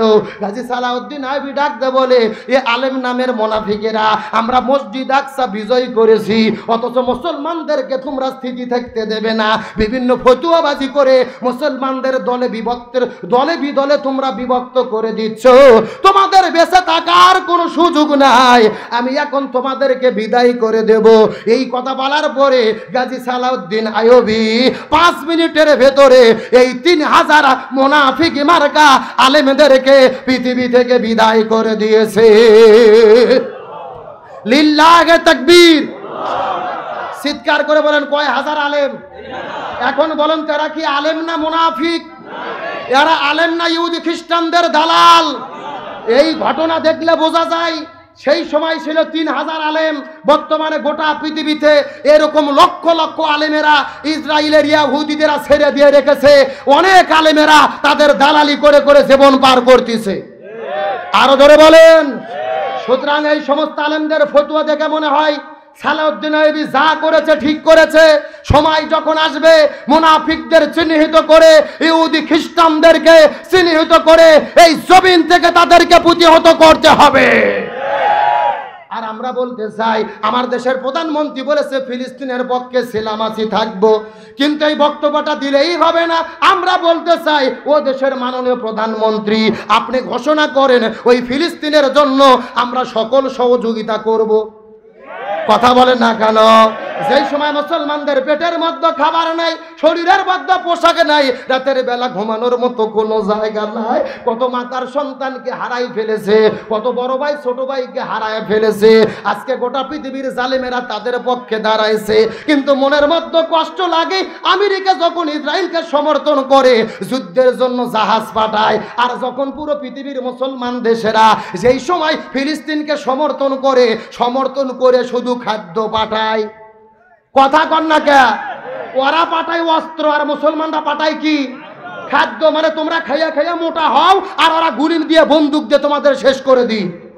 একটা কথা মনে রাখবেন, পুরো পৃথিবীর 57টা মুসলমান দেশ এক জায়গায় হয়ে যদি ফিলিস্তিনকে সমর্থন করত, যুদ্ধের জন্য অস্ত্র দিত, ওই ইসরায়েলের হানাদার বাহিনীরা 2 মিনিটও মুসলমানদের পবিত্র জায়গায় থাকতে পারত না। গতকালকে আরব বিশ্বের নেতাগুলো মিটিং করেছে, শুধু সহানুভূতি, শুধু বিবৃতি, এই জায়গার মধ্যেই শেষ। মুসলমান শাসকদের মুনাফিকি নীতির কারণে মুসলমানরা আজকে জীবন দিচ্ছে। আমরা আমার দেশের প্রধানমন্ত্রীকে অনুরোধ করে বলবো, আপনি আমাদেরকে সুযোগ দেন, আপনি যদি অনুমতি দেন, এই বাংলাদেশের লক্ষ লক্ষ যুবকেরা প্রয়োজনে আমরা আপনার মাধ্যমে অনুমতি নিয়ে আমরা নাম লেখাবো, এই বাংলাদেশ ছেড়ে 7 সাগর 13 নদী পাড়ি দিয়ে ওই ফিলিস্তিনে যাব, হামাসের পক্ষ হয়ে ইসরায়েল হানাদার বাহিনীর বিরুদ্ধে প্রয়োজনে লড়াই সংগ্রাম করব। তারপরে মুসলমানদের প্রথম কেবলা মসজিদ আকসাটা আমরা বিজয় করেই ছাড়বো ইনশাআল্লাহ। কারা কারা রাজি আছেন? দুটি হাত আল্লাহকে তুলে দেখান।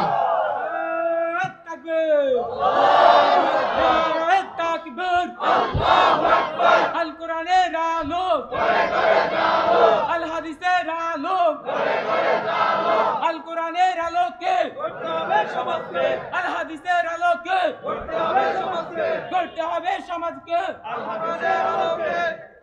আল্লাহ কবুল করুক, বলুন আমিন। আপনাদের কি কষ্ট হয়? আলোচনা কি কিছুক্ষণ চলবে? আমি এত কথা কেন বলতেছি খুব ভালো করে বোঝার চেষ্টা করবেন।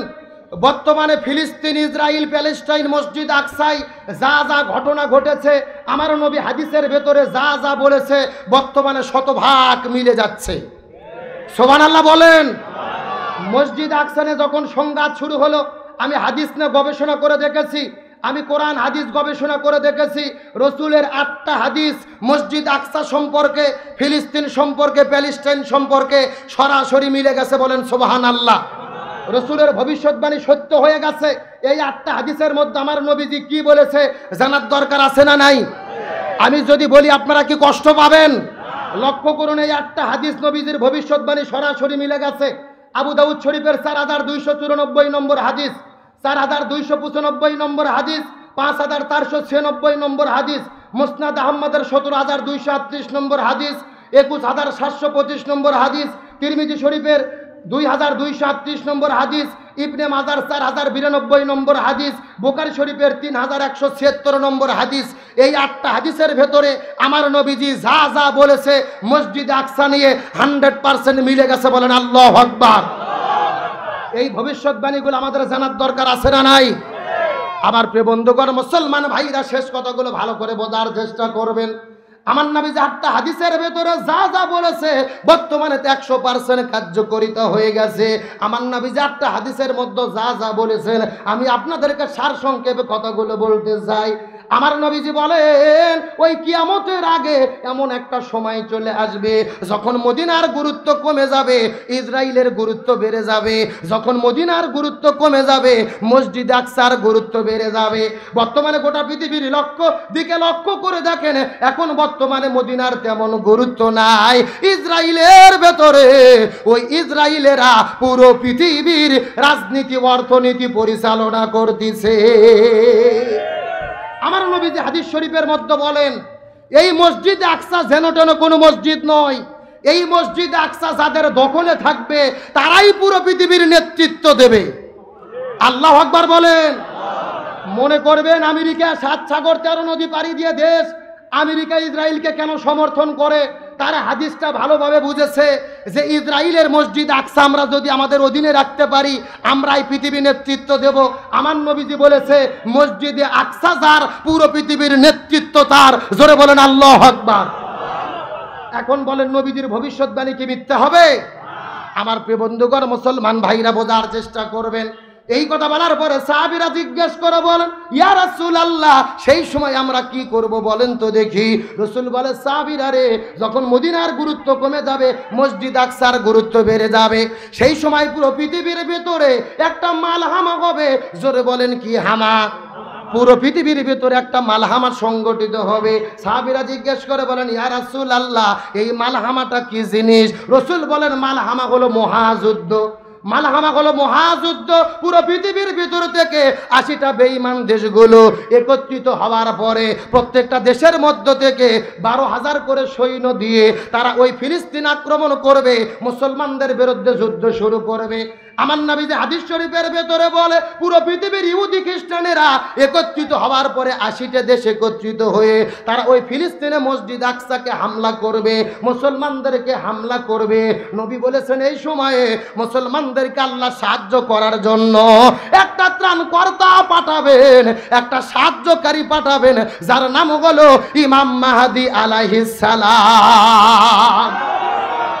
ইমাম মাহদী আলাইহিস সালাম আগমন করবেন মদিনার ভেতরে। মদিনার মধ্যে আসার পরে মক্কা মদিনার যুবকদেরকে তিনি হাতে হাত রেখে শপথ পরানোর পরে তাদেরকে সঙ্গে করে নিয়ে মসজিদে আকসার দিকে রওনা করবেন। ওই ফিলিস্তিনে যাওয়ার পরে ইহুদি খ্রিস্টানদের মধ্যে লড়াই শুরু হবে।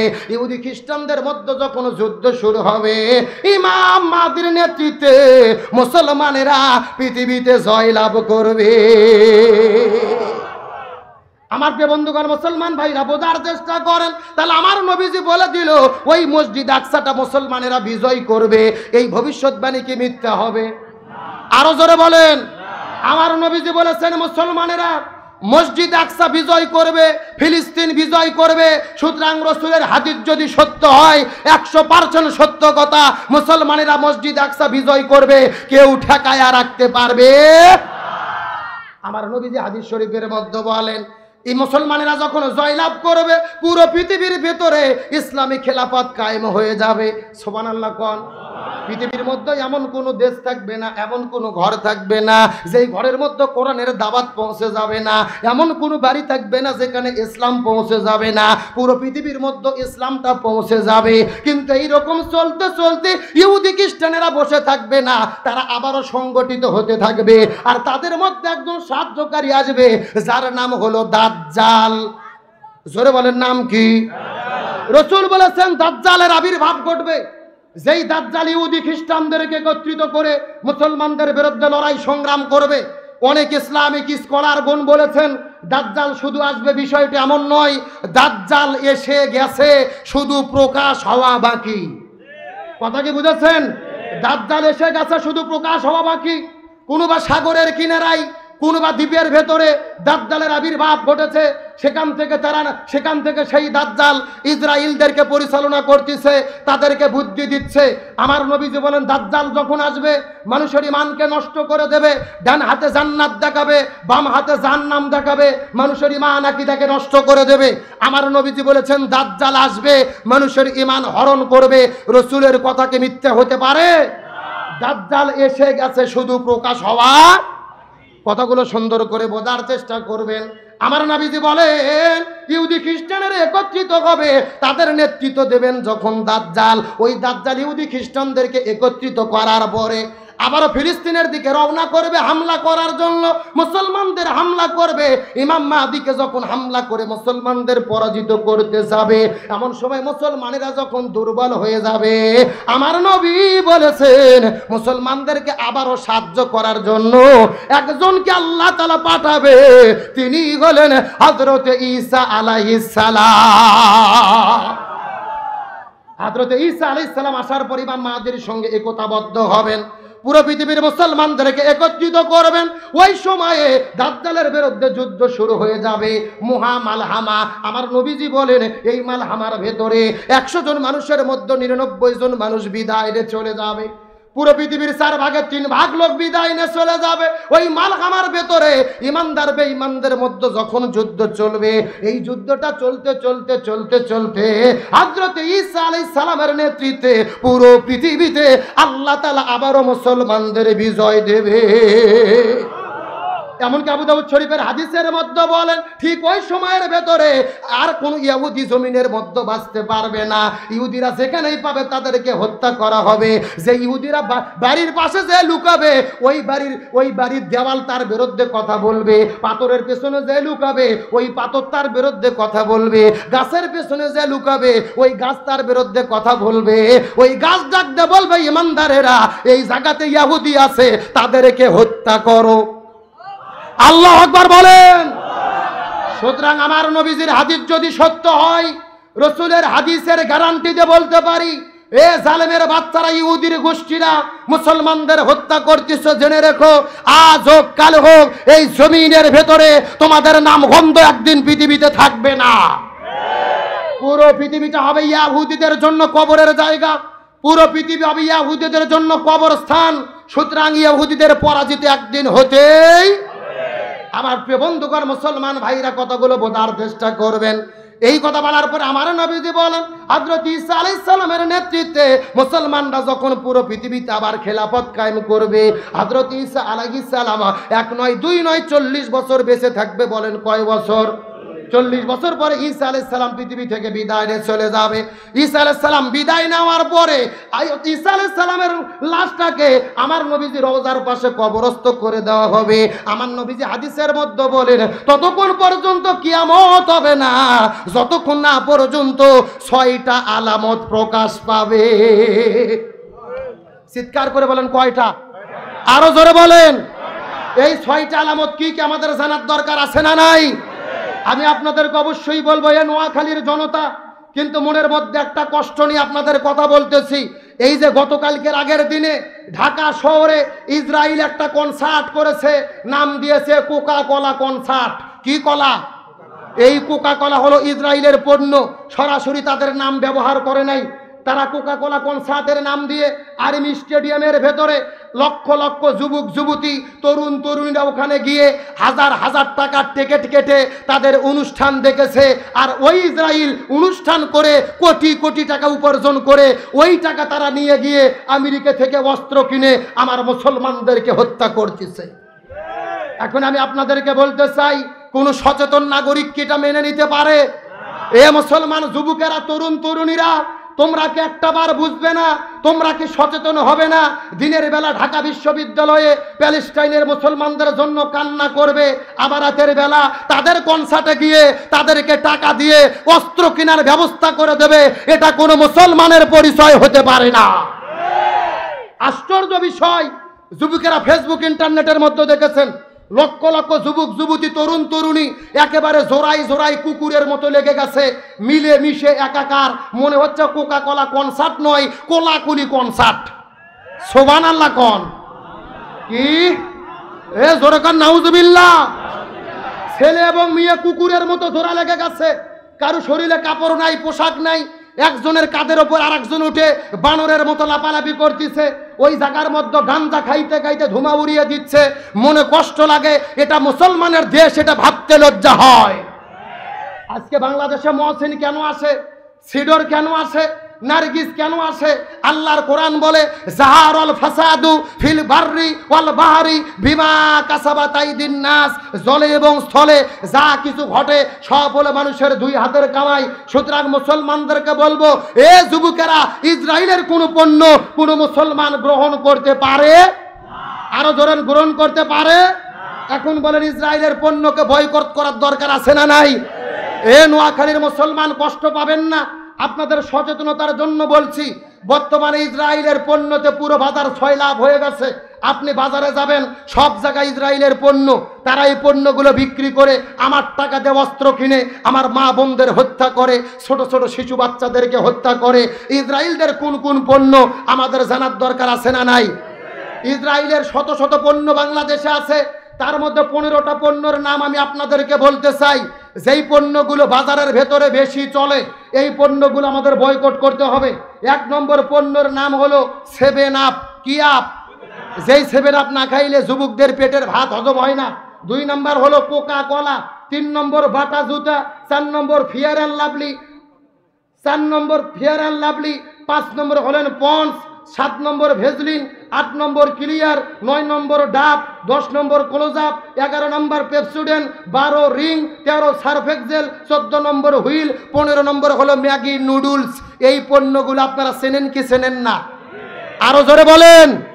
এই পণ্যগুলো আজকে থেকে জেনে গেলেন, এই পণ্য কোনো মুসলমানরা গ্রহণ করব। আমি নামগুলো আবারও বলে দিচ্ছি, লক্ষ্য করুন। 7 আপ, কোকা কোলা, বাটা জুতা, Fair and Lovely, Pond's, Vaseline, Clear, Dove, Closeup, Pepsodent, Rin, Surf Excel, Wheel, Maggi noodles. এই পণ্যগুলো হলো ইসরায়েলের পণ্য। এই পণ্যগুলো আমরা গ্রহণ করব। এই পণ্যগুলো বর্জন করতে কারা কারা রাজি আছেন? দুটো হাত আল্লাহকে তুলে দেখান। লিল্লাহে তাকবীর। ইসরায়েলের পণ্য বর্জন করো, করতে হবে। সবাই বলেন ইসরায়েলের পণ্য, ইসরায়েলের পণ্য, ইহুদিদের পণ্য, জালেমদের পণ্য। লিল্লাহে তাকবীর। আমরা ওদের পণ্য কিনে অস্ত্র কেনার মতো ব্যবস্থা করে দেব। আল্লাহ তাআলা আমাদের ঈমানকে হেফাজত করুক, বলেন আমিন। তাহলে বলতেছিলাম কিয়ামতের আগে কয়টা আলামত প্রকাশ পাবে? আরো জোরে বলেন। আমার প্রিয় বন্ধুগণ, মুসলমান ভাইরা, আর 5টা মিনিট আপনাদের মধ্যে কথা বলবো। কথাগুলো সুন্দর করে বোঝার চেষ্টা করবেন। আল্লাহ রাব্বুল আলামিন, রাসূল বলেছেন, যতক্ষণ পর্যন্ত 6টা আলামত প্রকাশ না পাবে ততক্ষণ পর্যন্ত জমিনের মধ্যে কিয়ামত সংগঠিত হবে না। এই কথাটা বলার আগে আপনাদেরকে একটা কথা বলতে চাই। এ নোয়াখালীর মুসলমান জানি না জীবনে আসতে পারবো কি পারবো না। আমরা যে মসজিদ আকসা সম্পর্কে আলোচনা করতেছি, এই মসজিদ আকসা কিন্তু যেন তেন কোনো মসজিদে আকসা নয়। আমার আল্লাহ তাআলা ওই সূর্যকে সৃষ্টি করার পর থেকে শুরু করে আজ পর্যন্ত নির্দিষ্ট গতিপথের মধ্যে ঘুরতেছে। ওই সূর্য কোনোদিন কোথাও থেমে যায় না। ওই সূর্য সব সময় তার পথে পথে চলে। কিন্তু আমার নবীজি বুখারী শরীফের হাদিসের মধ্যে বলে, আবু দাউদ শরীফের হাদিসের ভেতরে বলে, এই সূর্যটা একদিন আল্লাহ তাআলা থেমে দিয়েছিল ওই মসজিদে আকসাটাকে বিজয় করার জন্য। লিল্লাহে তাকবীর। আকাশের সূর্যটাকে কে থামায়া দিয়েছিল? কথাটা সুন্দর করে বোঝার চেষ্টা করবেন। আল্লাহর একজন পয়গম্বর হযরত ইউসা বিন নূন আলাইহিস সালাম, হযরত মুসা আলাইহিস সালাম বিদায় নেওয়ার পরে ইউসা বিনতে নূন আলাইহিস সালাম যখন আল্লাহর পয়গম্বর হলো, ইউসা বিনতে নূন আলাইহিস সালাম সৈনিকদেরকে নেওয়ার পরে ওই মসজিদ আকসাটা যখন বিজয় করার জন্য গেছে, ওই জায়গার ভেতরে হাজার হাজার ইহুদি খ্রিস্টানেরা মসজিদটাকে দখল করে রেখেছে। ইউসা বিনতে নূন আলাইহিস সালাম তাদের বিরুদ্ধে যুদ্ধ করা শুরু করলো ওই মসজিদ আকসাটা বিজয় করার জন্য। কিন্তু যুদ্ধ চলতে চলতে ওই দিনটা ছিল শুক্রবার। জোরে বলেন কি বার? আমার ভাইরা, বাপ দাদার কোনো কিচ্ছা কাহিনী বলার জন্য আসি নাই। কথাগুলো সুন্দর করে বোঝার চেষ্টা করবেন। আমি কিন্তু আপনাদেরকে সরাসরি হাদিস থেকে বলতেছি, ওই দিনটা ছিল শুক্রবার দিন। আর ওই সময়ের শরীয়তের আইন ছিল শনিবারের দিনে যুদ্ধ করা যাবে। এখন যেরকম শুক্রবারের দিনের গুরুত্ব, ওই শরীয়তের জামানায় ছিল শনিবারের দিনের গুরুত্ব। শনিবারের দিনে কোনো যুদ্ধ করা যাবে না, শনিবারের দিনের ভেতরে মাছ মারা যাবে না। কিন্তু শুক্রবারে যখন যুদ্ধ করতে করতে বেলাটা আসর নামাজ পার হয়ে গেছে, ডুবু ডুবু ভাব হবে। বেলাটা যদি ডুবে চলে যায় তখন কি বার শুরু হবে? আলহামদুলিল্লাহ 30 বলেছিল, আরো 15 মিনিট সময় পাওয়া গেছে। সুবহানাল্লাহ কোন। 9টা 45 মিনিট পর্যন্ত আমাকে সময় দেওয়া হয়েছে, আরো 15 মিনিট টাইম হাতে আছে। আপনারা কি কষ্ট পাচ্ছেন? আলোচনা কি চলবে? কারা কারা চলবে না হাত উঠান। এ সত্য সত্য কারা কারা চলবে হাত উঠান তো দেখে। লিল্লাহে তাকবীর। আজকের মাহফিল চলছে চলবে, নোয়াখালীর মাহফিল, ধন্যপুরের মাহফিল, সোনাইমুড়ির মাহফিল কতক্ষণ চলবে? সারা রাত। এটাকে হুজুর মারা ওয়াজ নাকি? সারা রাত চালাই আফসারি ভাই চালাক, আমি আর 15 মিনিট। কষ্ট হচ্ছে না তো আপনাদের? এ যে যেখানে আছেন বসেন তো দেখি। এই বসেন বসেন। এই জালালি মদিনার গোলামি আমায় দেয়, এই জালালে মরে মদিনার গোলামি আমায় দেয়। মাশাআল্লাহ। হাই হাই, ওরে বাবা, সব না তাইরির ভক্ত, সব তাইরির ভক্ত আমার কাছে বসে আছে। আরে ভাই, আলোচনা সরকার হচ্ছে ডিজিটাল, দেশ চলতেছে ডিজিটাল, ওয়াজও করা লাগবে ডিজিটাল। ওই হরিণ একটা বান্দা ছিল গাছেরই তলায়, ওই ওয়াজের দিন চলে গেছে। বর্তমানে আমার দেশে ভণ্ড পীর আছে না নাই? নাই মানে 48,000 পীর, 48,000। আর যেই রকম পীর ওই রকম জিকির আছে না নাই? আমি কি দুই একটা বলবো? আল্লাহর ওলি খাজা বাবা, বিশ্বের ওলি খাজা বাবা, ফরিদপুরের কেবলা জাগান তোমার জন্য কান দে বাবা, লক্ষ জাকের আওয়াওয়াওয়ান। এ কথা কোন কথা কোন? দুই কান্দর দুই ফেরেশতা আছে না নাই? দুই ফেরেশতা শুধু কলম বের করে কামড়াচ্ছে। আল্লাহ বলছে, কে ফেরেশতা তোমরা কলম কামড়াও কেন? ফেরেশতারা বলতেছে, আল্লাহ আমরা তো বুঝবার পারতেছি না লিখবো কি। এ কথা কর না কে? কে রে, কোরআন হাদিসে হোহা নামে কোনো কোতাকুতি জিকির আছে? এই সমস্ত ভণ্ডদের সঙ্গে মুসলমানদের কোনো সম্পর্ক থাকতে পারে? তাহলে আল্লাহ তাআলা সূর্যকে কয়বার থামায়া দিয়েছিল? আরো জোরে বলেন। আমার প্রিয় বন্ধুগণ, মুসলমান ভাইরা বোঝার চেষ্টা করবেন যে আলোচনায় ঈমান বেড়ে যায়। কথাগুলো সুন্দর করে বোঝার চেষ্টা করবেন। এই কথা বলার পরে ইউসা বিনতে নূন আলাইহিস সালাম লক্ষ্য করে দেখে, ওই সূর্য দক্ষিণ পশ্চিম আকাশে যদি ডুবে যায়, ডুবে চলে যায়, তাহলে শুক্রবার পার হয়ে কোন দিন শুরু হবে? শনিবার। তার কারণ হলো ইংরেজি এবং বাংলা দিন শুরু হয় সকাল থেকে, কিন্তু আরবি দিন শুরু হয় কোথায় থাকে? সন্ধ্যা থাকে। আগের দিনে যখন চাঁদটা উদিত হয়। কথাগুলো সুন্দর করে বোঝার চেষ্টা করবেন। ওই সূর্য যদি ডুবে যায় তখন শনিবার দিন শুরু হয়ে যাবে। ইউসা বিনতে নূন মনে মনে চিন্তা করেছেন, আর যদি শনিবার শুরু হয়ে যায়, আমি তো যুদ্ধ করতে পারবো না, এই মসজিদ আকসা বিজয় করতে পারবো না, আর মাত্র কয়েক মিনিট টাইম লাগবে। ওই জালেমদের যুদ্ধ করতে করতে শেষ করে দিয়েছি, আর মাত্র কয়েকটা সৈন্য বেঁচে আছে। আল্লাহ যদি 1 ঘন্টা সময় দিত, আমরা মসজিদ আকসাটা বিজয় করতে পারতাম। আল্লাহু আকবার কো। এই কথা বলার পরে হযরত ইউসুফ বিনতে নূন আলাইহিস সালাম যুদ্ধ করতে করতে সৈন্যদেরকে যুদ্ধের মধ্যে ঠেলে দিয়ে ইউসুফ বিনতে নূন নামাজ পড়ার জন্য সিজদায় চলে গেলেন। 2 রাকাত নামাজ পড়ার পরে, ওই নামাজটা শেষ করার পরে আকাশের দিকে আঙুলটা উঠাইয়া ওই সূর্যকে ডাক দে, বলে, এ সূর্য তুমি যে আল্লাহর কথা শোনো, ওই সূর্য তুমি যে আল্লাহর কথা শোনো, আমিও আল্লাহর কথা শুনি। আমি যেই আল্লাহর ইবাদত করি, তুমিও সেই আল্লাহর ইবাদত করো। আমি যেই আল্লাহর হুকুমে আদিষ্ট, তুমিও সেই আল্লাহর হুকুমে আদিষ্ট। ওরে সূর্য রে, ওই আল্লাহকে খুশি করার জন্য, মুসলমানদের নামাজের ব্যবস্থা করার জন্য, আমি মসজিদ আকসা বিজয় করার জন্য যুদ্ধ করতেছি। এই সূর্য তুমি যদি ডুবে যাও, আমি কিন্তু যুদ্ধ করতে পারবো না, আর কিন্তু মসজিদ আকসাটা বিজয় করতে পারবো না। এ সূর্য, তোমাকে অনুরোধ করে বলি, আল্লাহর সন্তুষ্টির জন্য দয়া করে ওই জায়গাতে তুমি থেমে যাও। এই কথা বলার পরে ইউসা বিনতে নূন যখন চোখের পানি ফেলে কান্না করে করে দোয়া করে, দোয়া করতে করতে আল্লাহর কাছে দোয়াটা পৌঁছে গেছে। আল্লাহর কুদরতি মনের মধ্যে বড় কষ্ট লেগে গেছে। আল্লাহ তাআলা সূর্যকে ডাক দে বলে, ওরে সূর্য রে, আমি জীবনে কোনো দিন তোকে স্থির হতে বলি নাই, কিন্তু আজকে আমার প্রিয় বান্দা, আমার পয়গম্বর ইউসুফ বিনতে নুন মসজিদ আকসা বিজয় করার জন্য আমার কাছে প্রার্থনা করেছে যেন তুই থেমে যাস। ওরে সূর্য রে, তুই তোর জায়গা থেকে 1 ইঞ্চি পরিমাণ এখন নড়তে পারবি না। লিল্লাহ তাকবীর। এই কথা বলার পরে সূর্যটা সেই জায়গার মধ্যে থেমে গেল। সুবহানাল্লাহ। হযরত ইউসুফ বিনতে নুন আলাইহিস সালাম যুদ্ধ করা শুরু করলেন। করতে লড়াই সংগ্রামটা চলতে চলতে চলতে কয়েক ঘন্টা পার হয়ে গেল। ইউসুফ বিনতে নুন মসজিদ আকসাটা বিজয় করে ফেললেন। সুবহানাল্লাহ। কিন্তু মসজিদ আকসাটা বিজয় করার পরে আস্তে করে যখন ওই মসজিদ আকসার মধ্যে ঢোকার পরে যখন 2 রাকাত নামাজ আদায় করেছে, 2 রাকাত নামাজ আদায় করার সঙ্গে সঙ্গে ওই সূর্যটা হঠাৎ করে ডুবে গেল। ইউসুফ বিনতে নুনের মনে হয়েছে আল্লাহর কাছে প্রার্থনা করেছিলাম ওই সূর্যটা দাঁড়িয়ে থাকার জন্য।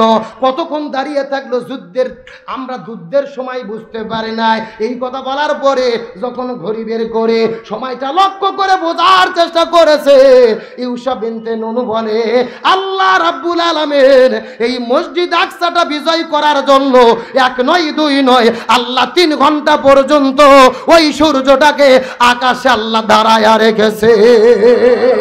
লিল্লাহ তাকবীর। তাহলে এখন আমি আপনাদেরকে প্রশ্ন করতে চাই যে আল্লাহ তাআলা মসজিদে আকসা বিজয়ের জন্য 3 ঘন্টা পর্যন্ত সূর্যকে দাঁড়িয়ে রাখলো, ওই মসজিদ আকসার গুরুত্ব কম না বেশি? আরো জোরে বলেন। আমার নবীজি হাদিস শরীফের মধ্যে বলেন, এই পৃথিবীর প্রথম মসজিদ হলো বাইতুল্লাহ কাবা ঘর, দ্বিতীয় মসজিদ হলো মসজিদে আকসা। যেই মসজিদে আকসা কাবা ঘর সৃষ্টির 40 বছর পর সৃষ্টি হয়েছে। এই পৃথিবীতে 3টা মসজিদ সফর করা যায়। 1 নম্বর বাইতুল্লাহ, 2 নম্বর মসজিদে নববী, 3 নম্বর হলেন মসজিদে আকসা।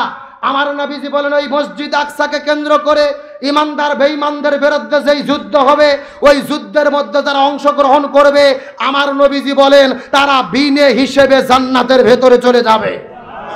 সুতরাং আমরা বলতে চাই, ও নোয়াখালীর মুসলমান, আমাদেরও যদি সুযোগ আছে, ইমানদার বেঈমানদের মধ্যে যদি যুদ্ধ হয়, মালহামা যদি শুরু হয়ে যায়, প্রয়োজনে 7 সাগর 13 নদী পাড়ি দিয়ে, মাথায় কাপড়ের কাপড় বেঁধে 7 সাগর 13 নদী পাড়ি দিয়ে ওই ফিলিস্তিনে গিয়ে মসজিদ আকসা বিজয়ের জন্য আরেকবার যুদ্ধ করতে, ছাপিয়ে পড়তে কারা কারা রাজি আছেন? 2টি হাত আল্লাহকে তুলে দেখান। দেন তাকবীর দেন।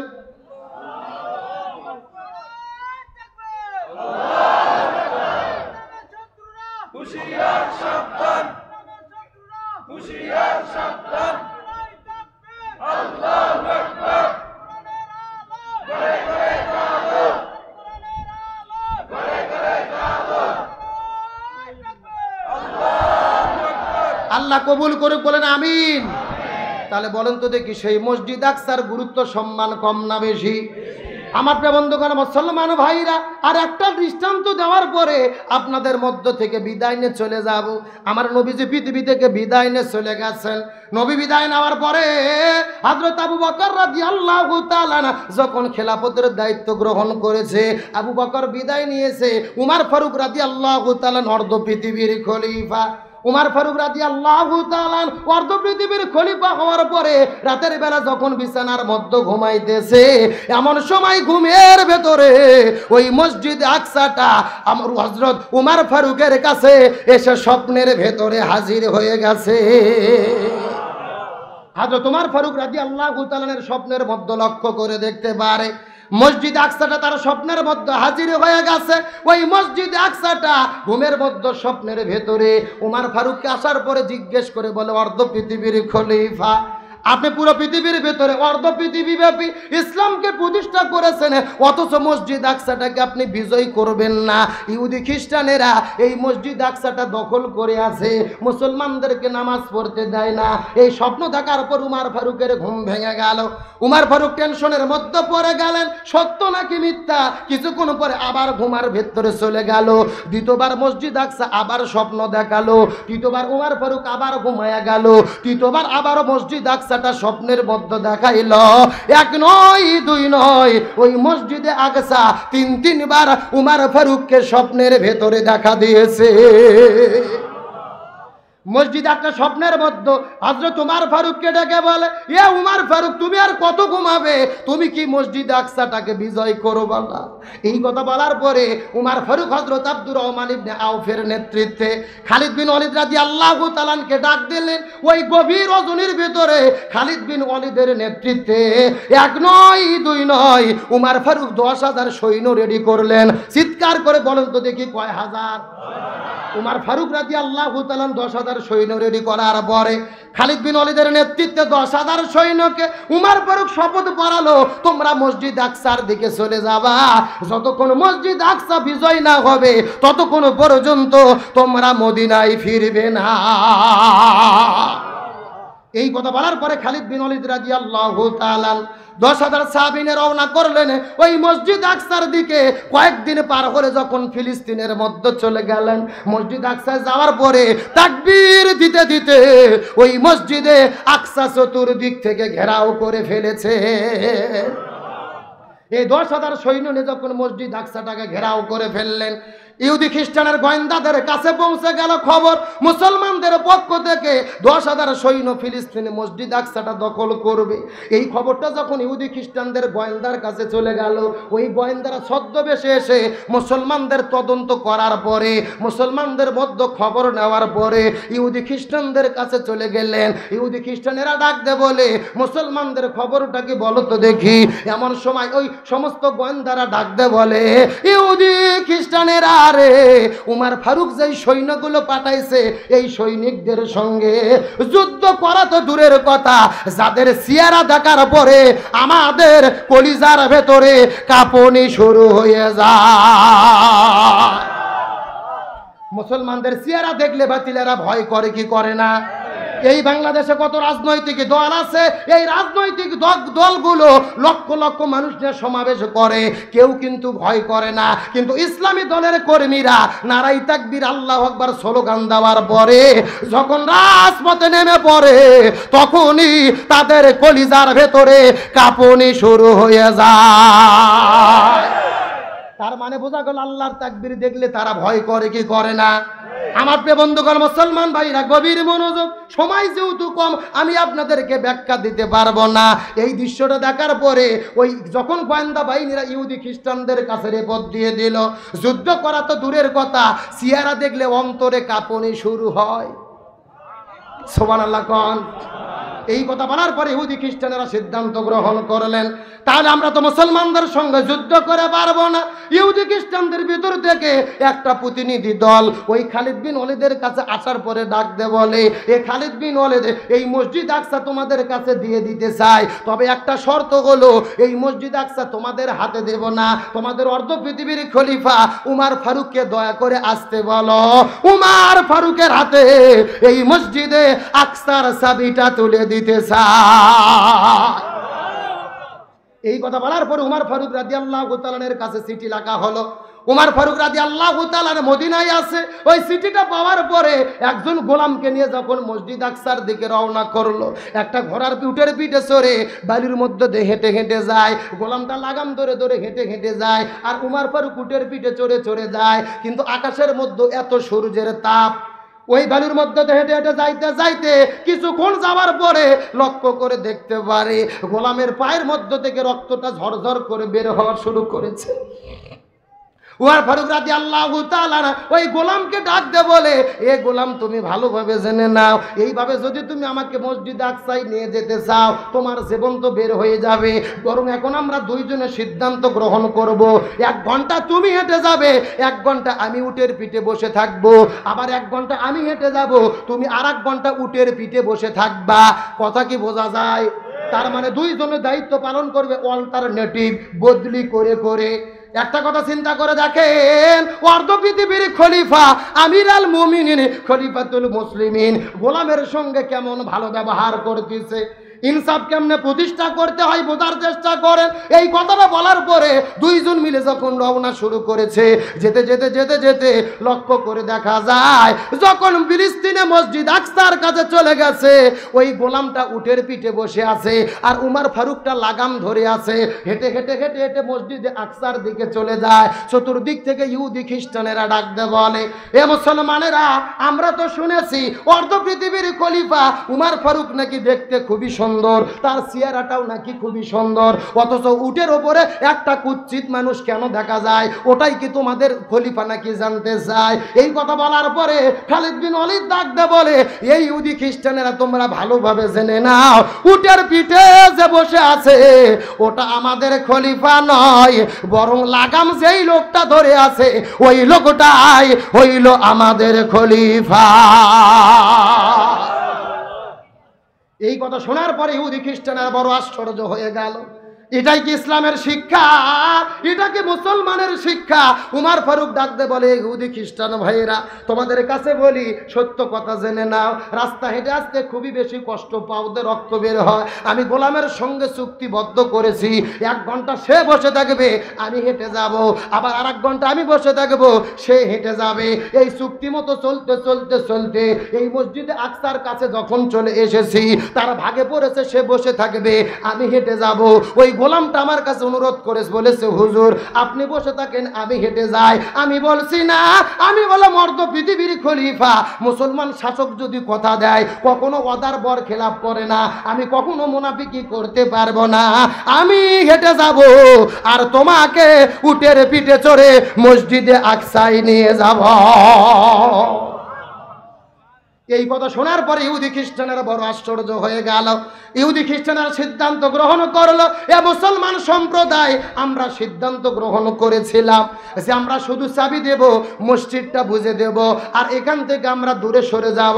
কিন্তু আজকে এই সময় আমরা যেই পদ্ধতিটা দেখলাম, মুসলমানদের খলিফার মধ্যে যেই ইনসাফ দেখলাম, যেই শাসনও দেখলাম, যেই আদর্শ দেখলাম, তোমাদের বলতে চাই শুধু মসজিদ আকসার চাবিটা দেব না, মসজিদ দেওয়ার আগে উমর ফারুকের হাতে হাত রেখে আমরা কালেমা পড়ে মুসলমান হয়ে যেতে চাই।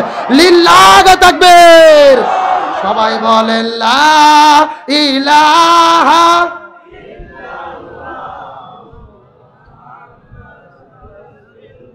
সকলেই পড়ি সাল্লাল্লাহু আলাইহি ওয়াসাল্লাম। তাহলে মুসলমানদের আদর্শ আছে না নাই? আরো জোরে বলেন। আমি আপনাদেরকে বলেছিলাম কিয়ামতের আগে কয়টা আলামত প্রকাশ পাবে, ভুলে গেছেন নাকি? বলবো 2 মিনিটে বলবো। আমার প্রিয় বন্ধুগণ, মুসলমান ভাইরা গভীর মনোযোগ। বুখারী শরীফের 3176 নম্বর হাদিস, আমার নবীজি বলে ততক্ষণ পর্যন্ত কিয়ামত হবে না যতক্ষণ না পর্যন্ত 6টা আলামত প্রকাশ পাবে। সাহাবীরা জিজ্ঞেস করে বলেন, ইয়া রাসূলুল্লাহ, এই 6টা আলামত গুলো কি কি? রাসূল বলেন, 6টা আলামতের ভেতরে প্রথম নম্বর আলামত হলো আমি বিদায় নিয়ে চলে যাব, আমার মৃত্যুটাই হলো কিয়ামতের 1 নম্বর আলামত। রাসূলের ওফাত, রাসূলের বিদায় কিয়ামতের কয় নম্বর আলামত? 1 নম্বর আলামত। সাহাবীরা জিজ্ঞেস করে বলেন, ইয়া রাসূলুল্লাহ, এরপরে কি আলামত আছে বলেন তো দেখি। রাসূল বলেন, সাহাবীরা রে, কিয়ামতের 2 নম্বর আলামত হলো কিয়ামতের আগে মুসলমানেরা যখন মসজিদে আকসার মধ্যে বিজয় করতে যাবে, মুসলমানেরা যখনই একতাবদ্ধ হয়ে ওই মসজিদ আকসায় যুদ্ধ করতে যাবে, আমার মুসলমানেরা মসজিদ আকসাটা বিজয় করবে। আমার নবী হাদিস শরীফের মধ্যে বলে, মুসলমানেরা যখনই মসজিদ আকসায় যাবে, মুসলমানরা মসজিদ আকসা কি করবে? বিজয় করবে। এটাও হলো কিয়ামতের 2 নম্বর আলামত। রাসূল বলেন সাহাবীরা রে 3 নম্বর আলামত হলো এই পৃথিবীতে এমন একটা মহামারী হবে যেই মহামারীর ভেতরে 4 ভাগের 3 ভাগ লোক মারা যাবে। 1 ভাগ লোক মহামারীতে মারা যাবে, 1 ভাগ লোক দুর্যোগে মারা যাবে, আর 1 ভাগ লোক মালহামায় মারা যাবে। তার মানে 4 ভাগের ভেতরে 3 ভাগ মারা যাবে, বেঁচে থাকবে কয় ভাগ? আরো জোরে বলেন। রাসূল বলেন এটা হলেন কিয়ামতের 3 নম্বর আলামত। আর কিয়ামতের 4 নম্বর আলামত হলো কিয়ামতের আগে ওই যে সৌদি আরবের ভেতরে আরব দেশের মধ্যে যত দেশ আছে, কাতার, কুয়েত, বাহরাইন, মান আপনার যত দেশ আছে সৌদি আরবের চতুর্দিকে, এই সৌদি আরবের দেশের ভেতরে প্রত্যেকটা ঘরের ভেতরে ইসলাম বিরোধী কাজ চালু হয়ে যাবে। আজকে সৌদি আরবের দিকে লক্ষ্য করে দেখেন, সিনেমার হলগুলোকে তারা চালু করে দিয়েছে, মহিলাদের ড্রাইভিং লাইসেন্স দিয়েছে, হালাল পতিতালয় খুলতেছে, কত ধরনের অন্যায় অপকর্ম সৌদি আরবের মধ্যে গোপনে গোপনে চলে। তার মানে বোঝা গেল ওই সৌদি আরবের ঘরে ঘরে ভেতরে ইসলাম বিরোধী কাজ হলো কিসের আলামত? আরো জোরে বলেন। এটা হলো কিয়ামতের 4 নম্বর আলামত। আর 5 নম্বর আলামত হলো মানুষের যখন সম্পদ বেড়ে যাবে তখন তারা আল্লাহকে ভুলে যাবে। পুরো পৃথিবীর মধ্য থেকে যখন মানুষ কমে যাবে, অল্প মানুষের সম্পদ বেড়ে যাবে, আর সম্পদ বেড়ে গেলে কাকে ভুলে যাবে? আজকে বর্তমানে বাংলাদেশের মধ্যে লক্ষ্য করে দেখেন, যার যত টাকা বেশি আল্লাহর সঙ্গে নাফরমানি করে বেশি। কথা বলেন না কেন? এটা হলো কিয়ামতের আলামত। আর কিয়ামতের ভেতরে 6 নম্বর আলামত হলো আমার নবীজি হাদিস শরীফের ভেতরে বলেন একটা মালহামা হবে, মহাযুদ্ধ হবে। এই মহাযুদ্ধের ভেতরে গোটা পৃথিবীর সমস্ত মানুষেরা অংশগ্রহণ করবে। 4 ভাগের 3 ভাগ লোক মারা যাবে, 100 জনের মধ্যে 99 জন লোক মারা যাবে। ওই মালহামা যখন হয়ে যাবে তখন বুঝে নিবা কিয়ামতের আর দেরি নাই। কয়টা আলামতের কথা বললাম? 1 নম্বর আলামত হলো নবীর মৃত্যু হয়ে যাবে, 2 নম্বর আলামত হলো মসজিদ আকসা বিজয় হবে, 3 নম্বর আলামত হলো মহামারী হবে, 4 নম্বর আলামত হলো মানুষের সম্পদ বেড়ে গেলে তারা আল্লাহকে ভুলে যাবে, 5 নম্বর আলামত হলো সৌদি আরবের মধ্যে ইসলাম বিরোধী কাজ চালু হবে, আর 6 নম্বর আলামত হলো পুরো পৃথিবীর মধ্যে যখন মালহামা হবে, ওই মালহামার মধ্যে যখন গোটা পৃথিবী জড়িয়ে পড়বে তখন কিয়ামতটা চলে আসবে। আমার নবীজি বলেন 2 ধরনের মানুষগুলো জান্নাতে যাবে, যারা মালহামার মধ্যে ইসলামের পক্ষে যুদ্ধ করবে আর যারা হিন্দুস্তানের ভেতরে ইমানদারদের পক্ষে যুদ্ধ করবে। বলেন আল্লাহু আকবার। প্রিয় নোয়াখালীর মুসলমান, আর একটা কথা শেষবার বোঝার চেষ্টা করবেন, আমি কিন্তু আপনাদের ভেতরে আজকে আলোচনা করতেছিলাম, আলোচনার বিষয় কি? আরো জোরে বলেন। আর আলোচনার পরীক্ষাটা আপনি কেমনে দেবেন? শেষ কথা শোনেন। আমার নবীজি দিনের দাওয়াত দেওয়ার কারণে আমার নবীজিকে জেলের মধ্যে বন্দী করা হয়েছে। 1 নয় 2 নয় 3.5 বছর জেলে বন্দী ছিল। চিৎকার করে বলেন কয় বছর? ওই শিব আবু তালিব নামক জেলের মধ্যে আমার নবীজি 3.5 বছর বন্দী ছিল। এখান থেকে বোঝা যায় আপনিও যদি ইমানের পথে চলতে চান, কোরআনের পথে চলতে চান, ওই নবীর তরিকায় মাঝে মধ্যে আপনাদেরকে জেলে যাওয়া লাগতে পারে। আজকে বর্তমানে বাংলাদেশে আলেমেরা জেলের মধ্যে বন্দী হয় কি হয় না? আমার প্রিয় ভাই মুফতি আমির হামজা, কি তার দোষ, কি তার অন্যায়? তার 2টা মেয়ে বাবা বাবা বলে কান্না করতেছে। যেই প্রিয় ভাইটি কোরআন থেকে পারা পৃষ্ঠা নম্বর বের করে করে কোরআনের তাফসীর করত, ওই প্রিয় ভাই মুফতি আমির হামজা জেলে বন্দী। শাইখুল ইসলাম শাইখুল হাদিস ইবনে শাইখুল হাদিস আল্লামা মামুনুল হক বন্দী। বর্তমানে কোরআনের পাখি 13 বছর বন্দী থাকার পরে বিদায় নিয়ে চলে গেছে। এ নোয়াখালীর মুসলমান, আলেমেরা যে জেলের মধ্যে বন্দী থাকে, আলেমদের কোনো অপরাধ নাই। আমার নবী যে কারণে জেলে বন্দী ছিল, আজকে আমার দেশের ভেতরে আলেমেরা একই কারণে জেলে বন্দী থাকে। আমার প্রিয় বন্ধুগণ, আমার নবীজি দিনের দাওয়াত দিতে গিয়ে শরীর থেকে রক্ত ঝরাইছে। তাইফের ময়দানে নবীর শরীর থেকে রক্ত বের হয়েছে, পাথরের পর পাথর মারে, তারপরে আমার নবীজি তারপরও দিনের দাওয়াত দেওয়া ছাড়ে না। এখান থেকে বোঝা গেল দিনের দাওয়াত দিতে গেলে শরীরে রক্ত ঝরানো লাগবে কি লাগবে না? আমি আপনাদেরকে শেষ কথা বলতে চাই, ও নোয়াখালীর মুসলমান, আজকের আলোচনা শোনার পরে আপনারা কি ইমানের পরীক্ষা দিতে রাজি আছেন? আরো জোরে বলেন। ইমানের পরীক্ষা দিতে গেলে মাঝে মধ্যে ঘর বাড়ি ছাড়া লাগবে, রাজি আছেন? মাঝে মধ্যে জেলে বন্দী হতে হবে, রাজি আছেন? মাঝে মধ্যে শহীদ হতে প্রস্তুত থাকতে হবে, রাজি আছেন? আমরা ইমানের পরীক্ষা দেব, প্রয়োজনে ইব্রাহিম নবীর মতো আগুনের মধ্যে ঝাঁপ দেব, মুসা নবীর মতো পানির মধ্যে ঝাঁপ দেব, আমাদের নবীর মতো জেলের মধ্যে বন্দী হব, প্রয়োজনে জীবন দিয়ে শহীদ হতে প্রস্তুত থাকব, তারপরও বাতিলের কাছে মাথা নত করব না।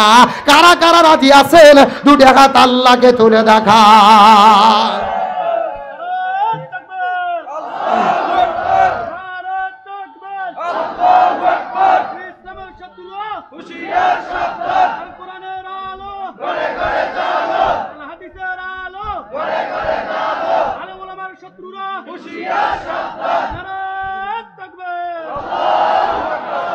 ইমানের পথে অবিচল থেকে আমার মরণ যেন হয়। সব একটাবার কষ্ট করে বলেন, ইমানের পথে অবিচল থেকে আমার মরণ যেন তোমারই কাছে মিনতি আমার, ও গো রহিম রহমান। ইমানের পথে অবিচল থেকে আমার মরণ জানো। সবাই ইমানের পথে অবিচল থেকে আমার মরণ জানো। আর কত চাও শহীদ খোদা, আর কত কুন্দন, আসবে কবে এই জমিনে তোমারই শাসন। সবাই আসবে কবে এই জমিনে তোমারই। কই হুজুর, কই হুজুরকে নিয়ে আসেন। আর কত চাও শহীদ খোদা, আর কত কুন্দন, আসবে কবে এই জমিনে তোমারই শাসন। সবাই আসবে কবে এই জমিনে। মাশাআল্লাহ, সবাই আসবে কবে এই জমিনে তোমারই। চিৎকার করে বলেন আল্লাহু আকবার। আমি দীর্ঘক্ষণ আলোচনা করেছি, আপনাকে মন খারাপ করেছেন? ভাইয়া সমস্যা নেই, হুজুরকে নিয়ে আসেন, আসলে আমি শেষ করে দেবো। আমার দিকে লক্ষ্য করেন। আমি যেহেতু আলোচনা প্রথমে আমাকে দেওয়া হয়েছিল 9টা 15 পর্যন্ত টাইম, তারপরে 30, তারপরে 45, মোটামুটি 10টা। বান্দা টাইম বাড়তে বাড়তে যতক্ষণ আলোচনা করেছি, আপনাকে মন খারাপ করেছেন? কষ্ট পেয়েছেন? আজকে সংক্ষিপ্ত সময় আপনাদের আলোচনার মাধ্যমে আমি বুঝাইতে চেয়েছি, ইমানের পক্ষে যদি থাকি বিপদ বালা মুসিবত আছে না নাই? নবী রাসূল ইমানের পরীক্ষা দিতে গিয়ে বিপদ বালা মুসিবতের মধ্যে পড়েছেন, সাহাবীরা বিপদ বালা মুসিবতের মধ্যে পড়েছেন। এই বাংলার জমিনেও আজকেও যারা কোরআনের হক কথা বলেছে তারাই বিপদের মধ্যে পড়েছে। এখন বলেন তো দেখি, যারা ভণ্ড তাদের কি কোনো বিপদ আছে? ভণ্ড আলেমদের বাংলাদেশে কোনো বিপদ নাই। যারা হক্কানি আলেম এই জমিনে দিনের কথা বলেছে, ইসলাম প্রতিষ্ঠার কথা বলেছে, তারাই বিপদে পড়েছে। কতক্ষণ ঠিক কিনা? একটা কথা মনে রাখবেন, ইসলাম ফুল বিছানো পথ নয়। ইসলাম হলো কণ্টকযুক্ত পথ, ইসলাম হলো বিপদ বালা মুসিবতের পথ, ইসলাম হলো ইমানের পরীক্ষা দেওয়ার পথ। সুতরাং আমরা শপথ গ্রহণ করেছি, কোরআনের পক্ষে থাকব, ইসলামের পক্ষে থাকব, ইমানের পক্ষে থাকব, ইমানের পরীক্ষা দেব, প্রয়োজনে সব কিছু স্যাক্রিফাইস করতে রাজি আছি, কিন্তু ইমান ছাড়তে রাজি। আরো জোরে বলেন, ইমান ছাড়তে রাজি। আজকে সেই বিষয়টা আপনাদের বোঝানোর জন্য বলেছি। সেই ফিলিস্তিনে দেখেন, মাত্র কয়েক লক্ষ মুসলমান, আকাশ থেকে তারা বোমা ফেলায়, বন্দুক দিয়ে গুলি করে করে পেটের মধ্যে দিয়ে হত্যা করে, তারপরেও তারা যতটুকু টিকে আছে, এটা হলো ইমানের শক্তিতে। জোরে বলেন, কিসের শক্তি? আপনারা লক্ষ্য করে দেখেছেন, প্রথম যেই দিন হামাস হামলা করে ইসরায়েলের ভেতরে, তারা আকাশ থেকে বোমা ফালাচ্ছে, সেখান থেকে তারা মানুষদেরকে হত্যা করতেছে, অথচ মুসলমানেরা উড়িয়ে দিয়েছে 300 টাকা দামের 2টে প্যারাশুট। জোরে বলেন, কি উড়াই দিয়েছে? প্যারাশুট, 300 টাকা দামের প্যারাশুটে উড়তে উড়তে তারা মসজিদ আকসা দখল করেছে। জোরে বলেন আল্লাহু আকবার। আমরা কোরআনুল কারীমের মধ্যে সূরা ফিলের তাফসীর পড়েছি, বাদশাহ আবরাহা হামলা করেছিল কাবা ঘরকে আক্রমণ করার জন্য হাতি নিয়ে, জোরে বলেন কি নিয়ে? ওই হস্তি বাহিনীকে আল্লাহ শেষ করার জন্য আকাশ থেকে আবাবিল প্রেরণ করেছিল। আবাবিল ঝাঁকে ঝাঁকে এসে কঙ্কর নিক্ষেপ করেছিল।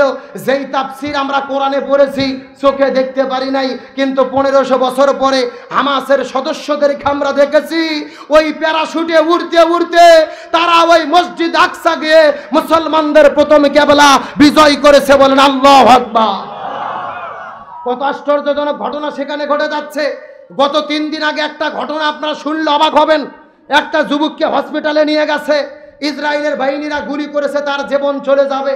সাকরাতুল মাউত যখন তার উপস্থিত হয়ে গেছে, 12 বছর মাত্র বয়স এই যুবকের, একবার ডান দিকে তাকায় আর একবার বাম দিকে তাকায়। ডাক্তাররা জিজ্ঞেস করে বলে, বাবু তুমি এমন তাকাতাকি কেন করতেছো জানতে চাই। ওই যুবকটা বলে, ডানে বামে তাকানোর কারণ হলো আমি লক্ষ্য করে দেখতেছি আল্লাহর পক্ষ থেকে এই হসপিটালের ভেতরে হাজারো নবী রাসূল আমার কাছে প্রেরিত হয়েছে। আল্লাহু আকবার বলেন। এই কথা বলার পরে ডাক্তারের আশ্চর্য হয়ে গেল, ভিডিও করা শুরু করলেন। এই যুবক বলে, আল্লাহর কসম করে বলি আমি হযরত আদম আলাইহিস সালামকে দেখতে পারতেছি, আমি হযরত হাওয়া আলাইহিস সালামকে দেখতে পারতেছি, আমি হযরত মুসা ঈসা আলাইহিস সালামকে দেখতে পারতেছি, এমনকি আমাদের পয়গম্বর হযরত মুহাম্মদ রাসূলুল্লাহ, সকলে পড়েন সাল্লাল্লাহু আলাইহি ওয়াসাল্লাম, আমাদের রাসূলকে দেখতে পারতেছি। এ পৃথিবীর মানুষ তোমরা বিশ্বাস করবা কিনা জানি না, আমি লক্ষ্য করে দেখতে পারতেছি আল্লাহর পক্ষ থেকে হাজার হাজার রহমতের ফেরেশতা আমাকে সংবর্ধনা দেওয়ার জন্য হসপিটালের মধ্যে রেডি হয়ে গেছে। আল্লাহু আকবার বলেন। যেই কথা আল্লাহ তাআলা আমার কোরআনের মধ্যে আমার আল্লাহ তাআলা বলেন, ইন্নাল্লাযীনা ক্বালু রাব্বুনাল্লাহু সুম্মা ইসতাকাম, নিশ্চয় যারা আল্লাহর প্রতিমান আনে এবং তার প্রতি অবিচল থাকে, তাতানাজ্জালু আলাইহিমুল মালাইকা, আল্লাহর পক্ষ থেকে তাদের জন্য রহমতের ফেরেশতা নাজিল হয়। ওই ফেরেশতাগুলো এসে বলে তোমাদের জন্য কোনো ভয় নাই, তোমাদের জন্য কোনো টেনশন নাই। এই কিশোর ডাকতে বলে, পৃথিবীর মানুষেরা তোমাদের একটা মেসেজ দিয়ে চলে যেতে চাই, শোনো আমি পৃথিবী থেকে বিদায় নিচ্ছি, কিন্তু আমার এই বিদায় শেষ বিদায় নয়। তোমরা ভয় করো না, অস্ত্রের দরকার নেই, যতটুকু শক্তি আছে ইমানের শক্তি নিয়ে ওই ইসরায়েলের হানাদার বাহিনীর বিরুদ্ধে লড়াই সংগ্রামে ঝাঁপিয়ে পড়ো, আল্লাহর সাহায্য আসবে। ওই ফিলিস্তিনে হামাসের সদস্যরা জালেমের জুলুমের বিরুদ্ধে বিজয় লাভ করবেই করবে ইনশাআল্লাহ। সুতরাং ওই ফিলিস্তিনের মুসলমানদের বিজয় আমরা দেখতে চাই কি চাই না?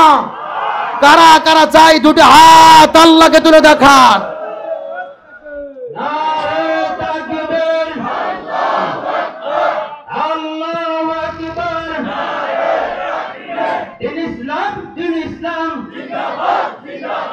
জিন্দাবাদ জিন্দাবাদ, আল কোরআনের আলো ঘরে ঘরে জালো, ঘরে ঘরে জালো, আল কোরআনের আলোকে গড়তে হবে সমাজকে, গড়তে হবে সমাজকে, আল কোরআনের আলোকে। নারে তাকবীর, আল্লাহু আকবার। আল্লাহ তাআলা কবুল করুক, বলেন আমিন। এগুলো হলো ইমানের শক্তি। জোরে বলেন কিসের শক্তি? যেখানে তাদের মা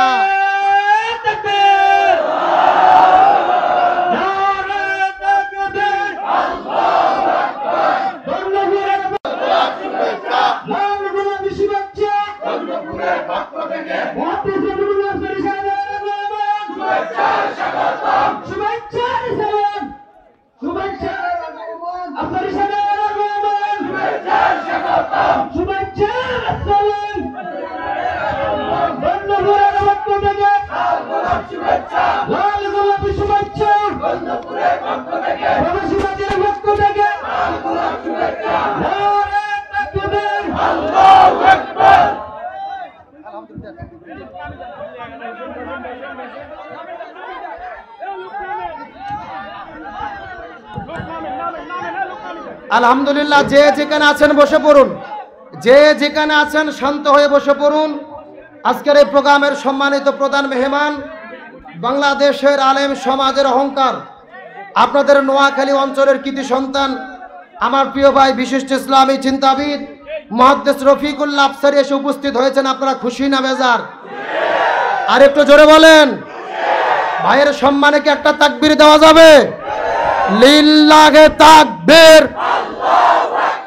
লিল্লাহে তাকবীর। প্রধান মেহমানের আগমন, মুহাদ্দিস রফিকুল আফসারী হুজুরের আগমন, মাহফিলের পক্ষ থেকে, যুব সমাজের পক্ষ থেকে লিল্লাহে তাকবীর। আলহামদুলিল্লাহ, আমি আপনাদেরকে দীর্ঘক্ষণ কষ্ট দিয়ে ফেলেছি নাকি? আলহামদুলিল্লাহ, আপনাদের নোয়াখালী জেলার কুমিল্লা এলাকার গর্ব। তার কারণ হলো বাংলাদেশের অধিকাংশ আলেম এবং বক্তা যারা আছে, মানুষের ধারণা যে এলাকার লোক, এলাকার ভেতরে আলেমদের জনপ্রিয়তা কম। কিন্তু আফসারী হুজুরের বিষয়টা কি, কথাটা কি সত্য না মিথ্যা?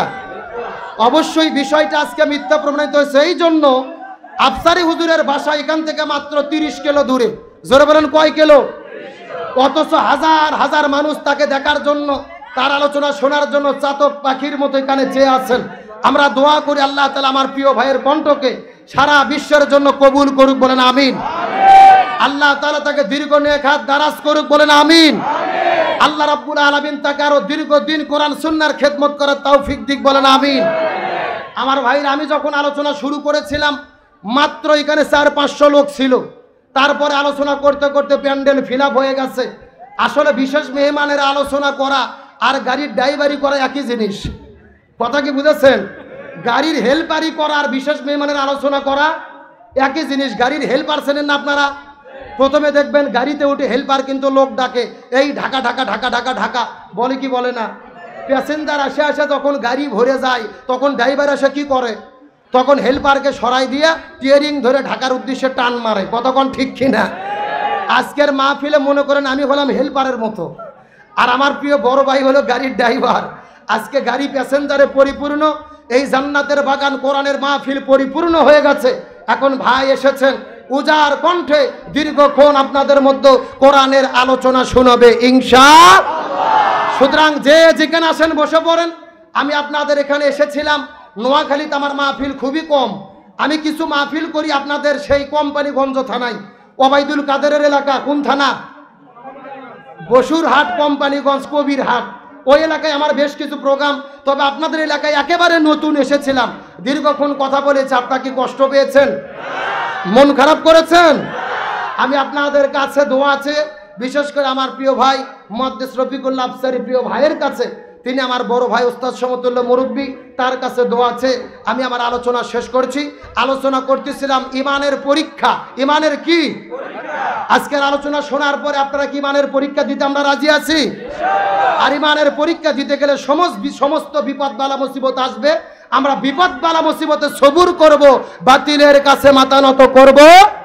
আল্লাহ তাআলা আমাদেরকে আজীবন ইমানের পথে, কোরআনের পথে, ইসলামী আন্দোলনের পথে থেকে আমৃত্যু জীবন পরিচালনার তৌফিক দিক, বলেন আমিন। এ বলে শেষ করে আপনাদের কাছ থেকে বিদায় নিচ্ছি। আসসালামু আলাইকুম ওয়া রাহমাতুল্লাহি ওয়া বারাকাতুহু। আলহামদুলিল্লাহ।